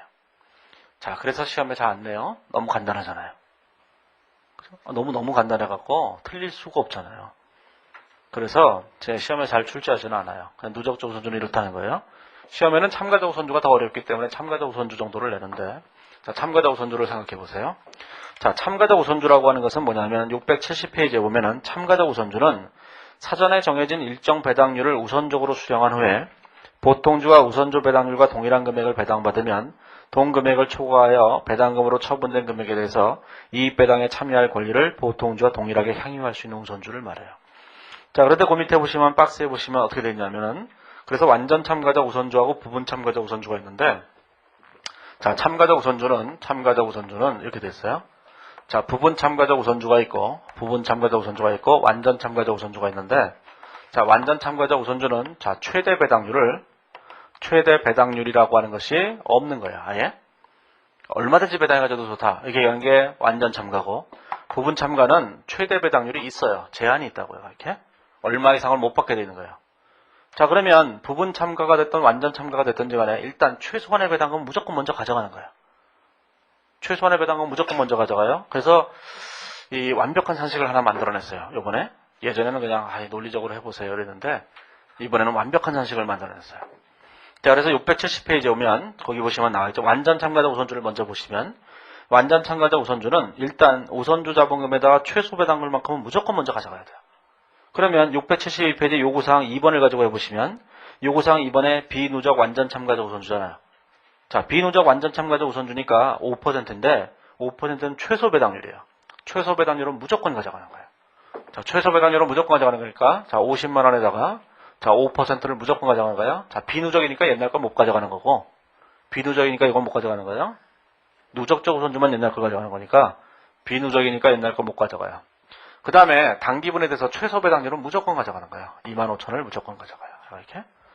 그 다음에 완전 참가기 때문에 최대 배당률에 제한이 없어요. 그러면 전체 배당금을 자본금 비율로 이렇게 나눠서 가져가 보는 거예요. 그게 최대한 가져갈 수 있는 금액이에요. 최대한 가져갈 수 있다는 게 무슨 얘기냐면은 우선주주를 보통주와 똑같은 사람으로 봐서 배당을 자본금 비율로 그냥 나눠 가지겠다는 거예요. 그게 참가예요. 참가. 그러면 그게 완전 참가가 되면은 그 제한이 없기 때문에 무조건 자본금 비율로 나누기만 하면 돼요. 그 최대 금액이 돼요. 그러면 자, 배당금으로 선언된 금액이 거기 얼마였었냐면 15만 원이었죠. 자, 15만 원이라고 하는 배당금을 이렇게 나눠 가는 거예요. 뭐로 나눠 갔냐면 자, 보통주 자본금하고 자, 우선주 자본금이 있잖아요. 그 중에서 우선주 자본금으로 이렇게 계산해 보는 거예요. 이렇게 자본금 비율로 그냥 나눠 버려요. 이게 참가예요. 자본금 비율로 나눴다는 게. 자, 그러면 얘가 얼마 됐어요? 5만 원 이렇게 되겠죠. 이렇게. 자, 요 두 개를 비교해서 완전 참가는 큰 걸 가져가는 거예요. 이걸 비교해서 큰 걸 가져가는 거예요. 왜냐면 자기한테 유리한 거 가져가는 거니까 그게 완전 참가예요. 완전 참가는 자기 거 가져가고 추가적으로 더 가져가는 거기 때문에 이 둘 중에 큰 걸 가져가는 거예요. 무조건. 자, 큰 걸 가져가면 얼마가 되겠어요? 자, 5만 원이 되겠죠. 5만 원. 자, 그래서 참가자 우선주는 완전 참가자 우선주는 5만 원을 가져가고 나머지는 다 보통주주 가져가요. 그렇게 계산된 거예요. 자, 그래서 그 산식 하나만 딱 아시면 돼요. 이게 안 그러면 이제 전부 다 논리적으로 막 생각하셔야 되니까 여기서 그냥 모든 논리를 다 잊으시고 그냥 이렇게 한다고 생각해 보세요. 그냥 최소 배당률을 항상 가져갈 배당률하고 그 다음에 최대 배당률 둘 중 큰 거 가져간다. 이렇게 생각하면 되죠. 그렇죠? 그래서 최소 배당률을 곱해서 가져가는 거고 최소 배당금은 이건 미니멈 가져갈 배당금이고 그 다음에 그냥 완전 참가식으로 이렇게 자본금 비율로 단순하게 나눈 건 이 사람이 이 참가주와 우선주가 최대한 가져갈 수 있는 것이고 둘 중 유리한 걸로 가져간다. 이렇게 생각하시면 돼요. 그러면 부분 참가자 우선주는 뭐냐면은 요것만 알면 되는데 부분 참가자 우선주는 이렇게 가져간 배당금이 그 한도를 넘어서서 안 되는 거예요. 절대로. 그러면 부분 참가자 우선주를 보시면 거기 뭐라고 되냐면 요구사항 3번을 보시면 부분 참가자 8% 이렇게 돼 있죠. 자, 완전 참가로 계산한 이런 금액이 8%를 넘어서는 절대로 안 되는 거예요. 자, 그래서 이게 뭐가 되냐면은 자, 8%를 요렇게 가져간 요 금액이 자, 50만 원이라고 하는 금액에 자, 8% 이걸 넘어가면 안 되는 거예요. 그럼 58, 44만 원이죠. 이렇게. 그러면 요 둘 중 작은 금액을 가져가는 거예요. 이렇게 작은 금액을 가져가는 거예요. 그래서 공부를 하실 때 완전 참가를 먼저 계산하시고 완전 참가로일 때 가져가는 금액하고 최대 배당률을 작은 금액을 가져간다. 이렇게 계산하시면 돼요. 이 산식만 하시면 그냥 완벽하게 해결이 돼요. 예? 이 배당금이 굉장히 작아지게 되면 다 여기에 걸리는 경우도 있고 이거보다 더 작아지는 경우도 있는데 그래도 다 여기에 걸려요. 대부분의 경우 다 걸린다고 이게. 그렇기 때문에 상관이 없는데 뭐 외워서 하셔도 좋고 왜냐하면 이 문제 한 문제만 풀면 되니까 실무에서는 어떻게 해요? 실무에서는 그냥 배당금 몇 프로 주겠다고 끝낸 거예요. 그래놓고 그거를 배당금 총액을 합쳐놓고 우리 보고 나누라는 거라고요. 실무에서는 그걸 나눌 이유가 전혀 없어요. 그냥 회사가 알아서 계산할 문제니까. 이걸 아시겠죠? 이걸 잘 한번 생각해 보세요. 그래서 완전 참가인 경우에 어떻게 할 것인가? 그걸 부분 참가로 가면 어떻게 할 것인가? 그래서 완전 참가만 요거만 하나 잘 생각해 보시면 요 금액이 최대 배당률을 넘어설 수는 없다. 일정 배당률을 넘어설 수 없다. 이 생각만 하면 부분 참가가 돼버리죠. 그렇죠? 잘 조금 생각해 보시면 하실 수 있을 거예요. 이게. 자, 이제 뒤로 넘어가 보시면, 이제 제2절에 보면 자본거래가 있는데, 자, 자본거래는 여러 개가 있지만, 제일 먼저 유상증자가 있어요. 자, 자본거래는 이제 몇 가지 대표적인 경우가 있지만, 자본거래는 몇 가지 대표적인 경우가 있어요. 자, 이제 자본거래가 있는데, 자, 자본거래가 있죠? 자본거래. 자, 자본거래의 가장 대표적인 경우에는 세 가지 경우가 있다고요. 자, 첫 번째 뭐가 되어 있냐면은, 첫 번째는 유상증자가 있어요. 유상증자. 자, 두 번째 무상증자가 있어요. 유상증자가 아니라, 유상증자가 아니라 증자가 있죠, 증자. 자, 두 번째는 감자가 있어요. 감자. 자, 세 번째는 자기 주식 거래가 있죠. 이 세 가지가 가장 대표적인 뭐냐면은 자본거래예요. 이렇게. 자, 그러면 증자라고 하는 것은 주식을 발행하는 걸 증자라고 한다고. 회계 원리부터 공부하셨을 거예요. 증자에 대해서. 자, 그럼 증자는 주식을 발행하는 경우죠. 자, 주식을 발행하는 경우에 어떻게 할 것이냐 하면은, 오른쪽에 보시면 673페이지 오면, 자, 주식을 발행하게 되면, 현금 발행하게 되면, 액면 금액을 자본금으로 처리하고, 액면 금액을 초과하는 금액은 주식 발행 초과금, 미달하는 금액은 주식 할인 발행 자금으로 처리하는 거예요. 그러면, 여기 간단하게 이렇게 보시면 되죠. 증자를 할 때 이렇게 되는 거죠. 자, 우리가 이제 현금으로 주식을 발행하게 되면, 얼마를 발행하면 120원에 발행했는데, 액면 금액이 100원이다. 그러면 자본금이 100원이다. 이렇게 써진 거예요. 이렇게. 자, 그러면 20원이 남게 되죠. 이 금액을 주식 발행 초과금이라고 써요. 뭐하고 똑같냐면은 사채에서 사채 할증 발행 자금이라고 쓴 거랑 똑같은 거예요. 그렇죠? 여기서 주식 발행 초과금 이렇게 쓰는 거죠. 이렇게 쓰는 거예요. 그 다음에 이 주식을 할인 발행하게 되면, 할인 발행은 일반적으로 금지되어 있기 때문에 잘 못하는데, 상법에 법원의 허가를 받고 막 이래야 돼요. 할인 발행은. 그래서 어쨌든 간에, 자, 현금을, 자, 80원에 발행했다면, 근데 우리는 법원의 허가도 안 받고, 출제자의 허가를 받고, 이렇게 하게 되죠. 이렇게. 그러면 여기 20원이라는 금액을 뭐라고 하냐면, 주식 할인 발행 자금이라고 이렇게 쓰게 되는 거예요. 할인 발행 자금 이렇게 쓰는 거죠. 자, 그러면 이 주식 할인 발행 자금과 여기 주식 발행 초과금은 서로 상기하는 거예요. 이렇게. 자, 유상증자를 할 때 발생한 금액이잖아요. 이게 서로 상기해서 없애버리는 거예요. 자, 그러면 상기했을 때 여기에 초과금이 더 큰 경우도 있을 거 아니겠어요? 초과금이 큰 경우에는 초과금이 더 큰 거죠. 초과금이 더 큰 거예요. 이렇게. 근데 이쪽이 더 큰 경우에는 할인 발행 자금이 더 큰 거잖아요. 할인 자금이 더 큰 거예요. 할인 자금이 더 크죠. 이렇게. 자, 할인 자금이 더 큰 거예요. 할인 자금이. 자, 여기 손실이죠. 손실. 자, 그런데 이 할인 발행 자금은 상법의 규정에 따라서 삼각하도록 되어 있어요. 법률을 위반할 수 없다고요. 일반적으로. 그래서 오늘 나눠드린 프린트물 하나 있죠. 거기 그게 이익위험 처분 계산서인데 그걸 강의할 건 아니고 지금 이익위험 처분 계산서가 원래 국제 기준에는 없어요. 없기 때문에 이익위험 처분 계산서를 재무제표에서 없애버렸다고요. 그래서 국제 기준에는 한마디도 없었어요. 근데 상법에 따르면 이익위험 처분 계산서를 제출해야 돼요. 근데 이익위험 처분 계산서를 만들 법적 근거나 그 회계 처리적 근거가 하나도 없었다고요.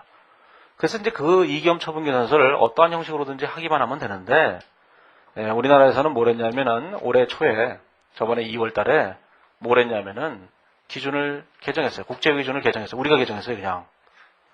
우리가 그냥 막 개정했어요. 막 개정해놓고 상법을 위반할 수는 없으니까 이 이익위험 처분 계산서를 주석으로 기재하자 이렇게 집어넣었다고요. 그래서 그 밑에 조심스럽게 썼어요. 이게 설마 국제 기준을 위반하는 건 아니겠지. 설마 이러면서 했다고 이게 국제 기준을 위반하는 건 설마 아닐 거다. 그들도 용인할 거다. 물론 이익위험 처분 계산서를 제출하라고 했지만 그걸 꼭 감사보고서에 제출할 필요는 없는 거거든요. 그거를 다른 사업보고서나 결산서나 이런 데도 보고도 상관이 없는 건데 아무튼 간에 그 주석상으로 기재하도록 했어요. 그래서 그 양식을 그냥 집어넣은 건데 그 양식일지는 몰라요. 지금 현행 양식을 그냥 넣어놓은 것일 뿐인데 사실 지금 법적으로 이익위험 처분 계산서가 무엇을 말하는지 우리는 모르거든요. 지금 옛날 기준에 있는 이익위험 처분 계산서 양식은 옛날 기준에 의한 거고, 옛날 기준에 한 거잖아요. 이제 새롭게 규정된 이기험천풍에서 양식은 우리는 모른다고요. 그래서 그냥 그렇게 해놓은 거예요. 일단 과거 걸로 일단 해놓은 건데 이기험천풍에서 자체를 시험 문제로 내는 건 아니니까 거기에 있는 중간에 있는 금액들을 물어보기 때문에 사실 뭐 전체는 별 필요 없어요. 양식 자체는. 그래서 그 기준을 만들 때 거의 그런 얘기가 쓰여져 있어요. 이기험천풍에서 양식은 추후에 제정하겠다. 만들겠다는 거죠. 이게 현행 우리나라 기준의 이기험천풍에서하고는 다른 점들이 많이 있을 거기 때문에 만들겠다는 거예요. 만들 때까지 그냥 대충 그렇다고 알아두시면 돼요. 네? 그건 뭐 좀 이따가 얘기할 거예요. 그 주석사항이기 때문에. 자, 그런데 이 할인 발행 차금은 상법에 따르면 상각하도록 되어 있어요. 이걸 뭘로 상각하도록 되냐면은 이기험의 처분으로 상각하도록 되어 있다고요. 따라서 이거를 상법에 따라서 상각을 해야 되는데 이기험의 처분으로 상각을 해야 되는데 거기 보면 상각하는 방법이 쓰여져 있어요. 어디 있냐면은 거기 보시면은 거기 보시면 이제 그 675페이지에 보면 거기 쓰여졌죠. 675페이지에 보시면 가로 2번에 보면 주식 할인 발행 차금의 상각이 있는데 주식 할인 발행 차금은 거기 첫 번째 문단에 이렇게 돼 있죠. 주식 발행 연도 또는 증자 연도부터 3년 이내 기간의 매기 균등액을 이기험의 처분으로 상각한다. 이렇게 돼 있어요. 그렇죠? 이기험의 처분으로 상각한다는 것만 아시면 돼요. 그리고 뒤에 있는 상각하는 방법을 예제 3번에 써놨는데 사실 그런 게 시험에 나오는 게 아니라 우리는 항상 이 챕터는 말로 하는 문제가 대단히 많은데 그 중에 가장 많이 나오는 게 그거예요. 주식 할인 발행 차금은 3년 이내 기간의 매기 균등액을 이기험의 처분으로 상각한다. 그게 가장 많이 나오는 거예요. 이게 그래서 이기험의 처분으로 상각한다라는 거죠. 그리고 꼭 기억하셔야 돼요. 3년 이내의 기간에 이기험의 처분으로 상각하는데 매기 균등액을 상각하는 거예요. 매기 균등액을 상각하는 거예요. 이렇게. 뭐 보시면 뭐 옛날 기준을 공부하셨던 분들은 뭐 옛날 기준과 뭐가 틀리냐는데 틀린 게 없어요. 왜냐하면 국제 기준은 자본에 대해서 자세한 얘기가 없다 그 얘기예요. 없어요. 아예 없다니까요. 미안해요. 아예 없어서 쓸 게 없어요. 하나도. 그래서 각 나라의 법률상의 문제 이런 걸로 쓸 수밖에 없기 때문에 그래서 이제 그것 때문에 일부 사람들은 옛날처럼 해야 된다. 자본금, 자본위험, 이기험 이렇게 얘기하는 사람도 있는 거예요. 이게 설명이 하나도 없기 때문에. 그래서 아무튼 간에 요거는 꼭 기억하셔야 돼요. 시험에 무진장 많이 나오니까 3년 이내 기간에 매기 균등액을 상하는. 이건 법에 나와 있는 거니까. 상법에 나와 있는 거니까. 자, 그 다음에 이제 673페이지를 다시 돌아가 보시면 673페이지에 보면은 이렇게 됐어요. 자, 첫 번째 박스 바로 밑에 보시면 한편 유상증자를 실시하는 경우에는 신주 발행 수수료, 주권 인쇄비 등 신주 발행을 위한 직접 비용들이 발생하는데 이 신주 발행비는 발행 금액의 일부로서 차감한다. 이렇게 돼 있어요. 사채 발행비는 사채 발행 가액의 일부로 보잖아요. 마찬가지로 신주 발행비도 발행 가액의 일부로 보는 거예요. 똑같이. 자, 뒤로 넘어가 보시면 674페이지에 거기 예제 2번 있는데 자, 문제는 뭐 별로 어려운 거 아니고 가로 1번에 보면 회계원리도 다 하셨던 것이기 때문에 2009년 8월 1일 날 유상증자를 실시해서 천주를 발행했는데 10만 원이 납입됐죠. 액면 발행됐어요. 차변에 현금 10만 원, 대변에 자본금 10만 원. 가로 2번에 보면 11월 1일 날 유상증자를 실시했는데 주식 발행 비용을 제외한 10만 5천 원이 납입됐어요. 원래는 11만 원에 발행됐는데 주식 발행 비용이 얼마냐면 5천 원이 있었기 때문에 10만 5천 원만 납입됐다 그 얘기예요. 차변에 현금 10만 5천 원, 대변에 자본금 10만 원, 주식 발행 조합은 5천 원 이렇게 된 거죠. 그 다음에 2010년 4월 20일 날 유상증자를 실시했는데 이번에는 9만 원이 납입됐어요. 차변에 현금 9만 원, 대변에 자본금 10만 원 그래서 5천 원이 만 원이 주식 할인 발행 차금인데 전년도에 주식 발행 초과금이 있었잖아요. 그 초과금과 상기하는 거예요. 그렇죠? 서로 막 상기한다고 생각하시면 하면 돼요. 자, 675페이지에 오면 주식 할인 발행 차금의 상각은 3년 동안 상각하기만 하면 된다 그랬죠. 그래서 3년 이내 기간에 여기 보시면 매기 균등액을 상각한다는 건데 이 매기 균등액을 상각한다는 것은 주식을 발행할 때 예를 들어서 이날 발행했어요. 자, 7월 1일 날 발행했다 이래도 월할 계산하지 않는다 그런 뜻이에요. 그러면 예를 들어서 자 이게 1년, 2년, 3년 이렇게 되잖아요. 그러면 주식 발행 연도부터 3년간 상각한다는 뜻이죠. 3년간 상각하게 되면 이거를 요 회계 연도에 3분의 1 상각한다는 거예요. 무조건. 다음 연도에 3분의 1 이렇게 상각한다는 거예요. 다음 연도에 3분의 1 이렇게 상각한다는 거예요. 이렇게 생각하시면 안 돼요. 이때부터 3년이니까 이때까지네. 그래서 월할 상각하네 이렇게 생각하시면 안 되고 무조건 주식을 발행한 연도부터 기준으로 해서 3년인지 2년인지 1년인지를 먼저 정해야 돼요. 그런 다음에 3년 동안 상각한다. 그러면 나누기 3. 그러면 되는 거예요. 월할 상각 안 해요. 절대로. 그게 매기 균등액이라는 표현이에요. 만약에 월할 상각을 한다면 뭐라고 썼겠어요? 정액법 이런 표현을 썼을 거예요. 정액법이 아니라 매기 균등액이에요. 매기균등. 그래서 이제 시험에서는 요 매기균등액을 정액법으로 자주 바꿔요. 예? 그래서 그 정액법 이런 건 무조건 틀린 거예요. 매기균등액 이렇게 하셔야 돼요. 자, 그래서 이제 거기 보시면 675페이지 예제 3번에 가로 1번에 보면은 주식을 할인 발행한 게 나오죠. 그래서 이제 주식을 할인 발행했는데 얼마에 발행했냐면은 자, 8,000원에 그 뭐였어요? 1,000원주를 주당 80원에 발행했잖아요. 10만 원짜리를. 그래서 이렇게 발행했죠. 자, 이 기초적인 얘기들은 대부분 다 회계 원리에서 하셨던 거기 때문에 저희 자본금이 이렇게 됐어요. 자본금이 이렇게 10만 원 이렇게 돼 있다고요, 이렇게. 자, 그런데 여기 뭐가 됐어요? 저희 현금이 이렇게 돼 있죠. 현금이 8만 원이죠. 그러면 2만 원이 주식 할인 발행 차금일 거예요. 그런데 주식 발행 초과금이 8,000원이 있었잖아요. 관련된 거와 우선 상기한다고 했으니까 자, 주식 발행 초과금이 자 8,000원이에요. 이렇게. 그러면 12,000원이 할인 발행 차금 이렇게 될 거예요. 할인 발행 차금 이렇게 되겠죠. 이렇게. 자, 이 할인 발행 차금을 상각을 해야 된다고요. 자, 상각을 할 때 회사는 거기 뭐라고 됐냐면 3년간 상각하기로 했죠. 근데 이걸 언제 발행했냐면 7월 6일 날 발행했잖아요. 그래도 3년간 상각하기로 했다 그러면 얘를 나누기 3으로 상각하시면 돼요. 4,000원을 상각해야 되는데 이 상각은 언제 상각하냐면 다음 연도에 상각해야 되는 거죠. 자, 다음 연도에 상각한다는 얘기는 좀 이따 얘기하면 돼요. 연도가 달라져서 다음 연도 2월 달쯤에 상각하게 돼요. 자, 그 얘기는 좀 이따가 그 이경처분기산서에 대한 얘기를 아셔야지만 할 수 있는 거니까 여기서는 그냥 다음 연도에 한다는 것만 아시면 돼요. 정기주주총회에서 해야 되기 때문에 다음 연도에 하는 거예요. 자, 정기주주총회 얘기는 뭐 좀 이따 얘기하면 되니까. 자, 676페이지 오면 자, 3번에 청약 발행이 있는데 청약 발행은 뭐 별거 없어요.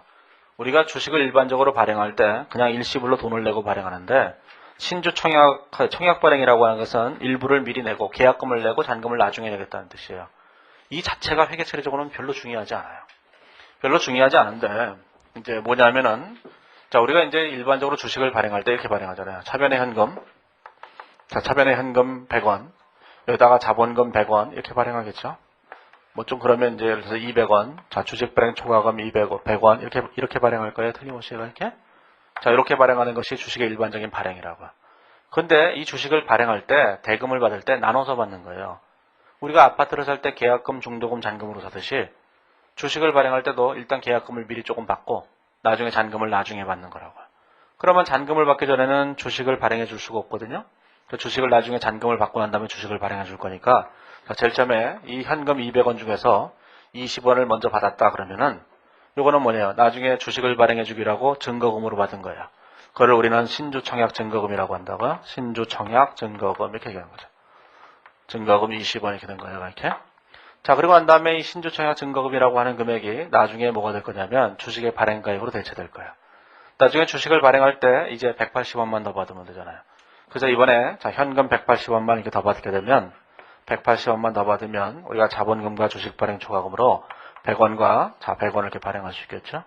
예전에 이미 받은 돈이 있으니까 여기다가 신주청약 증거금 이렇게 쓰시면 되는 거예요. 이렇게. 자, 그러면 이 회계처리와 이 회계처리 차이는 뭐냐면은 이때는 한꺼번에 돈을 다 받은 거예요. 200원을. 이때는 10% 받았다가 나중에 잔금으로 일부를 받은 거죠. 요게 요 기간이 길어서 시간적인 차이가 존재하는 거예요. 그런 걸 청약 발행이라고 한다. 이 회계 처리가 별로 중요하지 않음에도 불구하고 이걸 여기다 써놓은 이유는 사실 안 써도 아무 상관도 없어요. 예? 회계 처리 설명 안 해도 된다. 이거 회계 처리해봐라 이렇게 내지도 않아요. 왜 써놨느냐? 이게 나중에 얘기할 이제 다음 챕터 학원에 가보면 복합금융상품에 보면 전환사채, 신주주권부사채 그 다음 챕터에 나오는 주식기준보상거래에서 우리가 옵션에 관한 회계 처리한다고요. 그 회계 처리가 이거랑 똑같기 때문이에요. 예? 여기는 매우 간단하지만 그쪽은 이거보다 약간 좀 더 복잡하죠. 그렇죠? 그게 나중에 전환사채 쪽을 보시면서 제가 이 얘기를 또 할 거예요. 아, 그러면 그 얘기랑 이 얘기랑 같은 거구나 이런 걸 아실 거예요. 예? 자, 그래서 이 자체만으로는 별로 중요하지 않지만 뭐 회계 처리 이해하는 것도 별로 어렵지 않아요. 대금을 낼 때 나눠서 낸다 이것뿐이니까. 그렇죠? 일부 금액을 계약금으로 내고 잔금은 나중에 내서 주식을 발행해 준다 이런 거니까 요거하고 요것의 차이점만 생각해 보시면 되죠. 별 얘기 없어요. 예, 이거는. 자, 그 다음에 677페이지에 보면 현물출자가 있어요. 현물출자는 그냥 읽어보시기만 하면 되는데 현물출자는 뭐예요? 예전에 했던 거죠. 유형자산을 발행하면서 이 얘기를 하는 거예요. 이게. 자, 이게 유형자산을 발행하면 유형자산을 취득하면서 주식을 발행해 주는 경우예요. 이렇게. 그때 얘기했잖아요. 둘 중 좀 더 명확한 금액으로 한다는 얘기했죠. 제가 그때 얘기했잖아요. 이론적으로는 이것의 공정가치로 하는 게 저는 맞다고 생각하지만 이 세상 사람들이 안 그렇더라. 그런 얘기죠. 올해 회계사 1차 시험 문제도 이거 출제했어요. 출제해서 이렇게 현물 출자로 취득하는 경우에는 유형자산의 공정가치를 취득원가로 한다. 이렇게 올해 시험 문제 그렇게 써 있다고요. 그거는 맞는 문장이에요. 거긴 이렇게 써 있어요. 유형자산의 공정가치 이렇게 하는 경우에는 주식의 발행가액으로 하면 절대로 안 되고 유형자산의 공정가치로 한다. 문장이 그렇게 쓰여져 있어요. 그 문장이 맞는 문장이에요. 현행 기준에는 그렇게 돼 있으니까. 근데 국제기준에는 여기에 대해서 문장이 한마디 말도 없어요. 그래서 제가 조금 양보해서 둘 좀 명확한 걸로 양보해 놓은 거예요. 이제 반론을 제기할 근거가 없잖아요. 예전에는 많은 사람들이 둘 중 큰 거로 한다, 둘 중 좀 더 명확한 것으로 한다 이렇게 얘기할 때도 기준에 보면 이것의 공정가치로 한다가 명확하게 써 있으니까 이게 다수설로 밀어붙여도 기준을 들이밀면서 자 이러면 끝나잖아요. 그렇죠? 그런데 이게 다수설이에요. 둘 다 명확한 걸로 한다는 게 대부분의 사람들이 둘 다 명확한 걸로 한다고요. 근데 이제 와서 제가 이것의 공정가치로 한다 이렇게 쓰면 그거를 들이밀 자료가 없다 그래요. 넌 왜 그랬어? 이러면 옛날에는 기준에 이렇게 돼 있어 이러는데 이제는 기준에 이렇게 되는 게 아니라 이론적으로 그래요. 그러면 이론적이 뭔데? 그럼 내 이론이 돼버리거든요. 그래서 한 발 양보해서 제가 얘기했잖아요. 다수설로 공부하는 것이다 하는 얘기예요. 그게 제일 좋은 거라고 얘기했잖아요. 그렇죠? 시험은 언제나 몰라는 게 다수설로 하는 거예요. 연구는 몰라는 거예요. 자기 마음대로 하는 거예요. 연구는 내 주장만 하면 돼요. 무조건. 네? 그래서 제가 대학원 다닐 때는 제 주장만 했거든요. 그래서 잘렸죠. 자, 아무튼 간에 그렇다는 얘기예요. 그 현물 출자는 뭐 지금은 별로 신경 쓰지 않으셔도 돼요. 나중에 주관식 할 때만 잠깐 한번 보시기만 하면 되고 그런 거죠. 자, 뒤로 넘어가 보시면 그 뒤에 무상증자가 있죠. 자, 무상증자라고 하는 것은 뭐냐면은 주식 발행 초과금이나 같은 이익잉여금이나 이익준비가치가 배당이 불가능한 것들을 자본금으로 대체하는 걸 말해요. 그런 걸 자본전입이라고 한다고요. 그 뒤쪽에 보면 그림이 하나 나오는데 그림이 어디 나오냐면은 여기에 그림이 나오죠. 어디 나오냐면은 그림이 뒤로 쭉 가보시면은 698페이지에 보면 그림이 있어요. 698페이지에 가보시면 그 그림을 보시면 자본거래로 인한 잉여금이나 또는 이익잉여금이 있죠. 나중에 그 뒤 설명은 다 할 거니까 698페이지에 보면 자본거래로 인한 잉여금하고 이익잉여금하고 있는데 이익잉여금 중에서는 배당이 불가능한 게 있고 배당이 가능한 게 있어요. 그 얘기는 나중에 할 거예요. 그러면 배당이 불가능한 것과 자본거래로 인한 잉여금들을 자본금으로 대체하는 걸 무상증자라고 한다고요. 그렇게 자본금으로 대체하는 것을 뭐라고 하냐면 우리가 자본전입이라는 표현을 써요. 자본전입이라고 하는 것은 이렇게 된 거죠. 이렇게. 아까 얘기했지만 자, 납입자본이라는 게 있다 그랬잖아요. 납입자본. 그렇죠? 그 다음에 이익잉여금이라는 게 있어요. 이익잉여금. 그 다음에 기타 자본 요소가 있죠. 기타 자본 요소가 있다고요. 자, 이런 것들 중에서 여기 자본금이라는 게 있잖아요. 자본금. 자, 이거 자본금으로 대체를 해버리는 거예요. 그러면 여기 있는 주식 발행 초과금을 이렇게 자본금으로 대체하는 경우도 있을 테고, 요 이익잉여금 중에서 배당할 수 없는 것들이 있다고요. 그건 좀 이따가 얘기할 거니까. 그거를 이렇게 대체하는 경우도 있어요. 이런 경우를 무상증자라고 한다. 그런 얘기예요. 물론 여기 있는 것들 중에서 대체하는 경우도 있을 수는 있는데 그러려면 또 구체적인 사례를 하나씩 들어야 되니까 어찌됐든 간에 배당할 수 없는 거를 이렇게 자본금으로 대체하는 현상, 이거를 무상증자라고 한다고. 이걸 이렇게 대체하게 되면 뭐가 됐어요? 주식을 발행해 줘야 돼요. 이 자본금은 언제나 발행 주식의 액면 총액을 써야 되는 거니까 주식을 추가로 발행해 줘야 되잖아요. 그런 걸 무상증자라고 하는 거예요. 그리고 이걸 이렇게 대체하는 현상을 뭐라고 하냐면 자본전입이라고 하는 거예요. 자본전입. 자본전입이라는 건 주식을 발행해줬다 그런 뜻이에요. 그러면 회계처리만 하면 되죠. 이거 별거 없어요. 차변에 주식 발행 초과금, 대변에 자본금, 회계처리만 하면 돼요.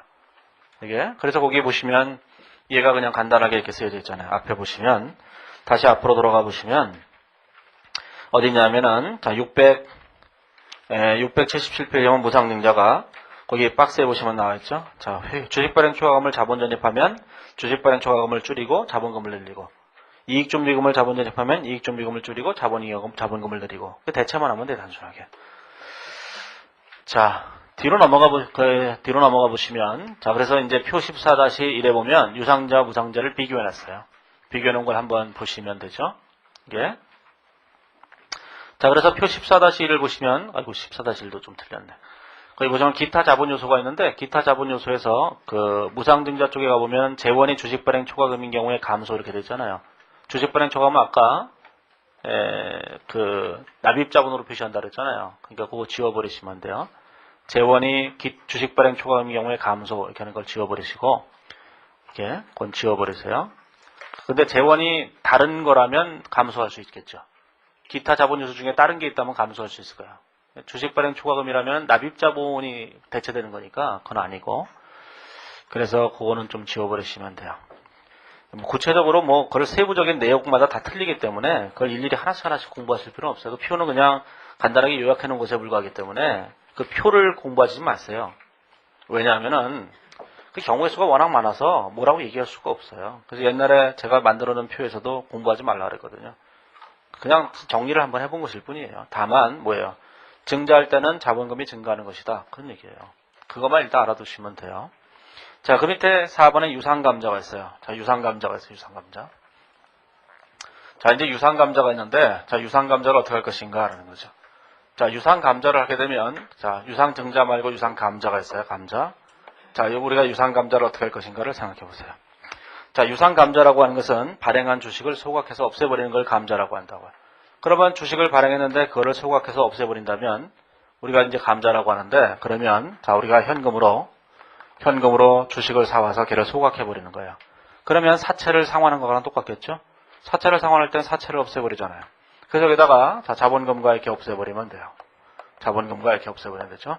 자, 현금과 자본금을 상기하는 거예요. 그러면 자본금이 100원이면 자, 현금 120원과 상기하면 되죠. 그러면 요 20원이 뭐냐면 감자 차손이 되는 거죠. 감자 차손 이렇게 되는 거예요. 이렇게 되는 거죠. 자, 그러면 우리가 이런 생각을 해보세요. 자, 주식을 발행했는데, 자, 주식을 그냥 발행했다고 생각하죠. 자, 주식을 발행했을 때 이렇게 했다고 생각해보세요. 자, 현금으로 주식을 발행했는데, 자, 120원에 발행했어요. 자, 그런데, 자, 자본금이 얼마냐면, 자본금이 100원이고, 자, 20원이라는 금액이 뭐냐면 주식 발행 초과금 이렇게 될 거예요. 이렇게. 자, 이렇게 됐을 때, 우리는 요만큼이 주식의 발행 금액으로 돼 있죠. 이렇게.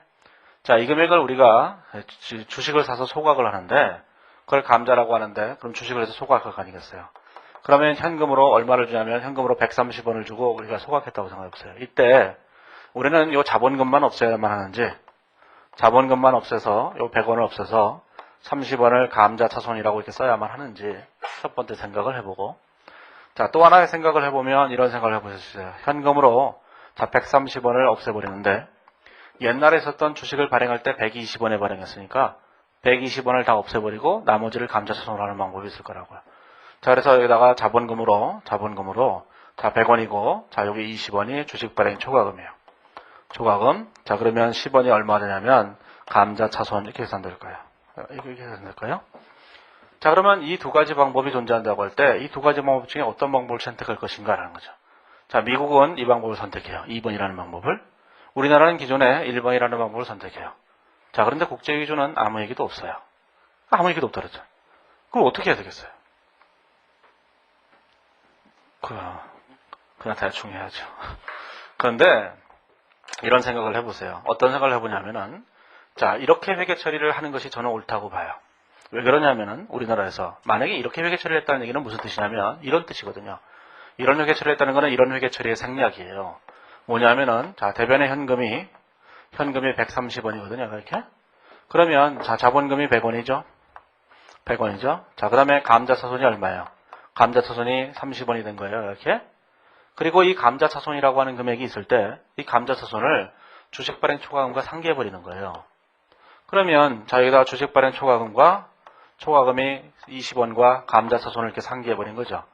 요 회계 처리를 다 네팅해버리면 요 회계 처리가 되는 거예요. 이렇게. 자, 그러면 이렇게 최초의 주식의 발행 금액과 비교해서 감자차손을 계산한다는 것은 무슨 뜻이냐면은 주식 발행 초과금과 감자차손을 상기했다는 뜻이에요. 자, 그러면 유상증자에서 발생한 주식 발행 초과금과 주식 할인 발행 점수를 상기했잖아요. 그렇죠? 여기 이렇게 된 거예요. 뭐냐면은 증자에서 이익이 났죠. 그렇죠? 주식 발행 초과금. 손실한 게 할인 발행 차감이면 서로 상기했잖아요. 그렇죠? 감자 차익은 자, 이익이 났겠죠. 이게 손실이 났겠죠. 그럼 이렇게 상기하는 거잖아요. 그렇죠? 이렇게 같은 것끼리 상기하는 거라고. 그러면 이쪽처럼 회계 처리하게 되면 어떻게 했다는 거예요? 이렇게 상기했다는 얘기죠. 이렇게 상기했다는 거죠. 자, 이렇게 상기하면 무슨 현상이 벌어져요? 자본 거래로 발생한 모든 손해가 다 상기하면 되잖아요. 아니 이렇게는 상기하는데 이렇게는 왜 상기를 못 하겠어요? 그렇죠? 그러면 자본은 뭐로 되죠? 모든이 다 한 줄로만 나타나죠. 그렇잖아요. 자본금 그리고 그 밑에 모든 자본 거래 결과는 딱 한 줄로만 나타나요. 그렇잖아요. 이렇게 상기하는데 이걸 왜 못해요? 이렇게 자기 주식 처분 손익과 얘도 상기하고 재와 재도 상기하고 나중에 전환권 대가 발행하면 전환권 대가와 걔도 상기하고 뭐 개판이 되는 거죠 이게. 그런 거예요 이게 논리적으로. 그래서 옛날 우리나라 기준에서는 같은 것끼리만 상기하도록 했다고요. 같은 것끼리만 상기하지 않으면 이걸 확대 해석하게 되면 항상 자본 거래 결과로 발생한 자본잉여금이나 부의 자본잉여금은 다 네팅해서 딱 한 줄로만 표시된다고요. 무조건. 그렇죠? 그러면 감자 차익도 없고 주식 발행 조합도 없고 자본은 의미가 없는 거예요. 그렇죠? 자본이 무슨 의미가 있어요? 다 네팅해버리면 되는 걸? 그러니까 종류가 다른 건 네팅하면 안 된다고요. 종류가 다르면 네팅하는 게 아니기 때문에 우리가 옛날 기준으로 이렇게 하는 게 맞을 수밖에 없는 거예요. 이게. 자, 그래서 이제 그 이유에 대해서 거기 679페이지만 거기다 써놨어요, 이게. 그렇죠? 네, 그래서 이렇게 한다는 거를 생각해 보세요. 이렇게 하지 않는 것이 바람직할 거다라는 거예요. 이게. 그래서 여기서부터는 이제 사람들이 이렇게 주장하는 사람도 있을 수 있고 이렇게 주장하는 사람도 있을 수 있어요. 이제부터는 논리 싸움을 하는 거예요. 서로 간에. 책들 간에. 논리적으로 이게 맞으냐 저게 맞으냐. 논리 싸움을 하는 건데 이게 논리적으로 올바르다 이런 얘기예요. 저런 현상이 벌어지게 되면 그냥 다 네팅해 버릴 테니까. 그렇죠? 예. 자, 그 의미를 이해하실 거예요. 자, 그래서 우리나라에서는 액면 금액과의 차이를 하는 게 좋겠다라는 거죠. 시간이 지나면 이런 거에 대해서 누군가가 질의를 할 테고 그러면 누군가 답변을 할 거예요. 국제기준에 대해서 질의를 하고 답변할 거예요. 그게 몇 년이 모여야 이제 회계처리가 안정화된다고요. 처음이기 때문에 안정화되지 않은 거예요. 그런데 이제 이 국제기준에 대해서도 여러 가지 견해가 있어요. 첫 번째, 국제기준에서 질의를 하면 답변해 줘야 되나? 답변해 줘야 되나? 금감원이 답변해 줘야 되나? 한국회계기준원이 답변해 줘야 되나? 이런 것도 있고 또 이런 안도 있어요. 답변을 아예 하지 말자 이런 안도 있어요. 답변을 하는 건 국제기준 위반이다. 그죠? 왜 국제기준과 다른 걸 자꾸 답변 안 하는 거예요? 그런 얘기도 있다고 이게. 그래서 이제 좀 혼란스러운 건데 어쨌든 간에 이렇게 하시면 되고. 자, 그래서 이제 거기 678페이지에 오면 감자차 손익을 계산할 때는 거기 있는 것처럼 취득금액과 주식의 액면금액과의 차이를 계산하면 되겠다. 그런 얘기예요. 자, 그런데 거기에 보시면 파란색 글씨로 감자차손이라는 게 있죠. 감자차손은 결손금 처리에 준해서 처리한다. 이렇게 돼 있어요. 그렇죠? 결손금 처리에 준해서 처리한다. 이렇게. 자, 그래서 그건 나중에 좀 이따가 정리하시면 돼요. 감자차손을 왜 결손금 처리에 준해서 처리하는지에 대해서는 좀 이따 얘기하고. 자, 679페이지에 오면 그래서 예제 5번을 보시면 유상감자가 있는데 A사는 2009년 1월 1일 현재 자본금과 주식 발행 초과금은 다음과 같으며 보통주의 발행 주식 수는 1000주로 액면 금액은 500원이며 최초 발행 금액은 주당 600원이다. 이렇게 돼 있어요. 자, 그런데 거기 보시면 가로 2번에 보면 5월 11일 날 550주를 취득하고 550원에 취득하고 소각했죠. 그러면 대변에 현금 55,000원, 자, 자본금이 5만원, 그러면 감자차손은 5,000원 이렇게 되는 거예요. 그 위에는 주식 발행 초과금을 건드리지 않았다 이런 생각을 하시고 2009년 7월 18일에는 자, 400원에 취득해서 소각을 했는데 현금 4만원, 자본금 5만원 이렇게 돼 있죠. 그러면 차액이 감자 차익 만원이 되는데 감자차손과 우선 상기하고 남는 게 감자 차익이다 이렇게 된 거예요. 예. 자, 680페이지에 보시면 자, 5번에 무상감자가 있는데 자, 무상감자라고 하는 것은 거기 보시면은 형식적 감자라고 하는 거예요. 파란색 글씨로. 자, 무상감자라고 하는 것은 자본금을 그냥 줄여버린 거예요. 자본금을 줄이는데 그냥 줄이면 주식이 줄어들잖아요. 예. 자, 이제 무상감자라고 하는 것은 자본금을 줄여주는데 자본금을 줄이는데 여기다가 현금을 주고 대가를 주는 걸 유상감자라고 하는 거예요. 대가를 안 주고 그냥 마음만 주고 고마워하는 거예요. 이런 걸 무상감자라고 한다고. 그러면 무상감자를 하게 되면 내가 보유하고 있던 주식이 1000주였는데 갑자기 100주로 줄어들거든요. 10대 1 무상감자를 하게 되면. 그럼 주주들이 화가 나요. 괜히 기분이 안 좋은 거예요. 주식수가 줄어들면. 애들이 그렇잖아요, 애들이. 1000원짜리 10장을 받고, 10장 줘봐. 그리고 만원짜리 한 장 주면 되게 싫어하잖아요. 그쵸? 그러니까 무상감자를 하면, 무상감자를 10대 1로 하게 되면 주가가 10배 오르기 때문에 달라지는 건 하나도 없어요. 하지만 기분은 안 좋은 거거든요. 기분이 더럽죠. 자, 그래서 무상감자를 잘 안 해요. 무상감자는 어떤 때 하냐면 대부분 망해가는 기업들이 한다고요. 망해가는 기업들이 주식수를 줄여서 유상제를 통해서 자본을 조달하기 위해서 대부분 감자를 한다고요. 그 망해가는 기업의 기본 다 감자를 해요. 이게. 그래서 이제 옛날에 은행들도 다 감자했다고 전부 다. 그래서 뭐 100% 감자하는 건 있을 수 없는데 옛날에 제1은행이 100% 감자했거든요. 그래서 말이 많았죠. 100% 감자라는 게 가능한 건가? 100% 감자라는 게 주식이 한 주도 없는 상태가 잠깐 돼버린 거예요. 그게 법적으로 유효하냐 무효하냐로 뭐 싸우고 있어요. 그런 게 어디 있어요? 그냥 시키면 하는 거지. 그렇죠? 그게 유효하고 부유하고 무슨 상관이 있어요. 자, 그래서 아무것도 없을 때 왜 하냐면은 결손금이 너무 많아서 결손금을 없애려고 해요, 대부분. 근데 결손금이란 건 뭐예요? 이익잉여, 당기순이익에 모아놓았을 때 그 플러스 된 게 이익잉여금, 마이너스 된 게 결손금이라고 했잖아요. 그렇죠? 이런 생각을 해보세요. 자, 손익거래에서 발생한 이익이 있고, 자, 손실이 있을 때 두 개를 상기한다고요. 그렇죠?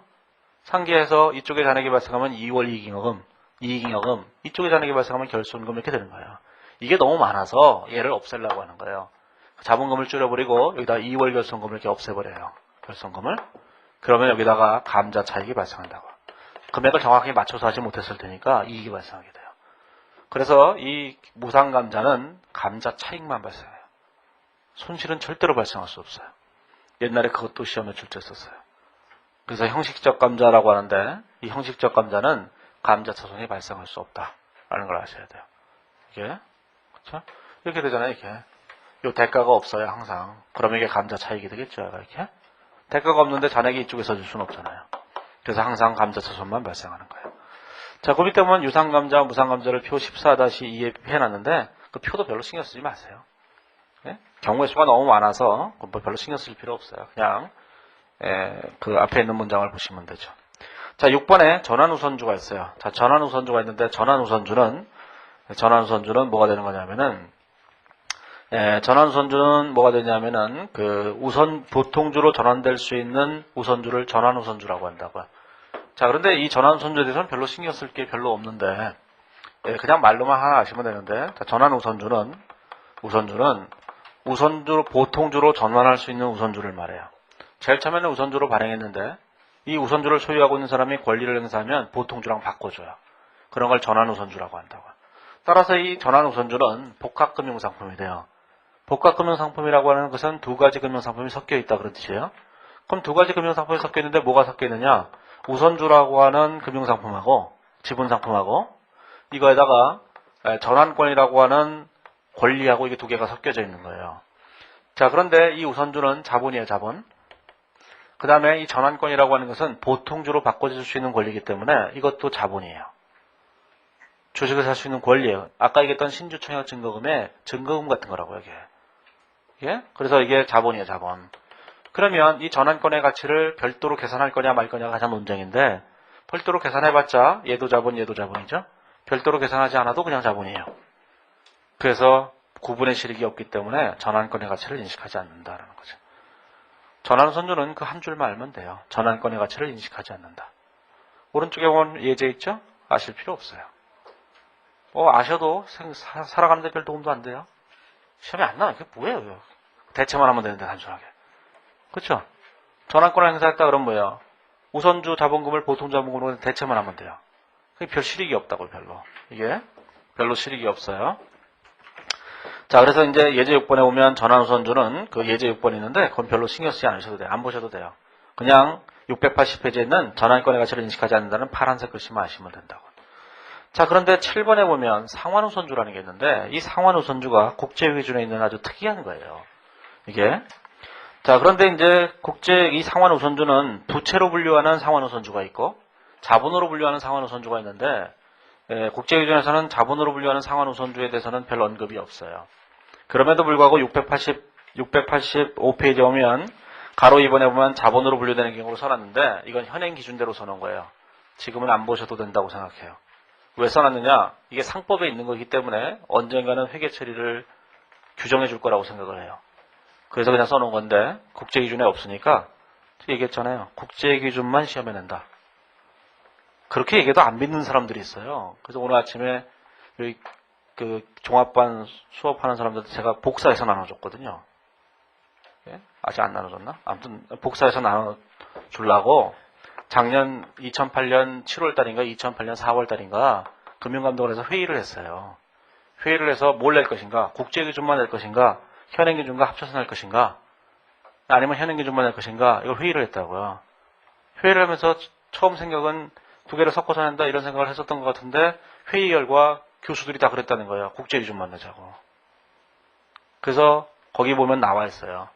현행 우리나라 기준은 시험 범위에서 제외됨. 그래서 국제회기준만 내는 거예요. 무조건. 국제회기준만. 자, 그런데 그러다 보니까 얘도 국제기준에 없는 거잖아요. 그럼 얘도 안 내면 이게 난감이죠. 얘는 그냥 평범한 상식적인 얘기인데. 그렇잖아요.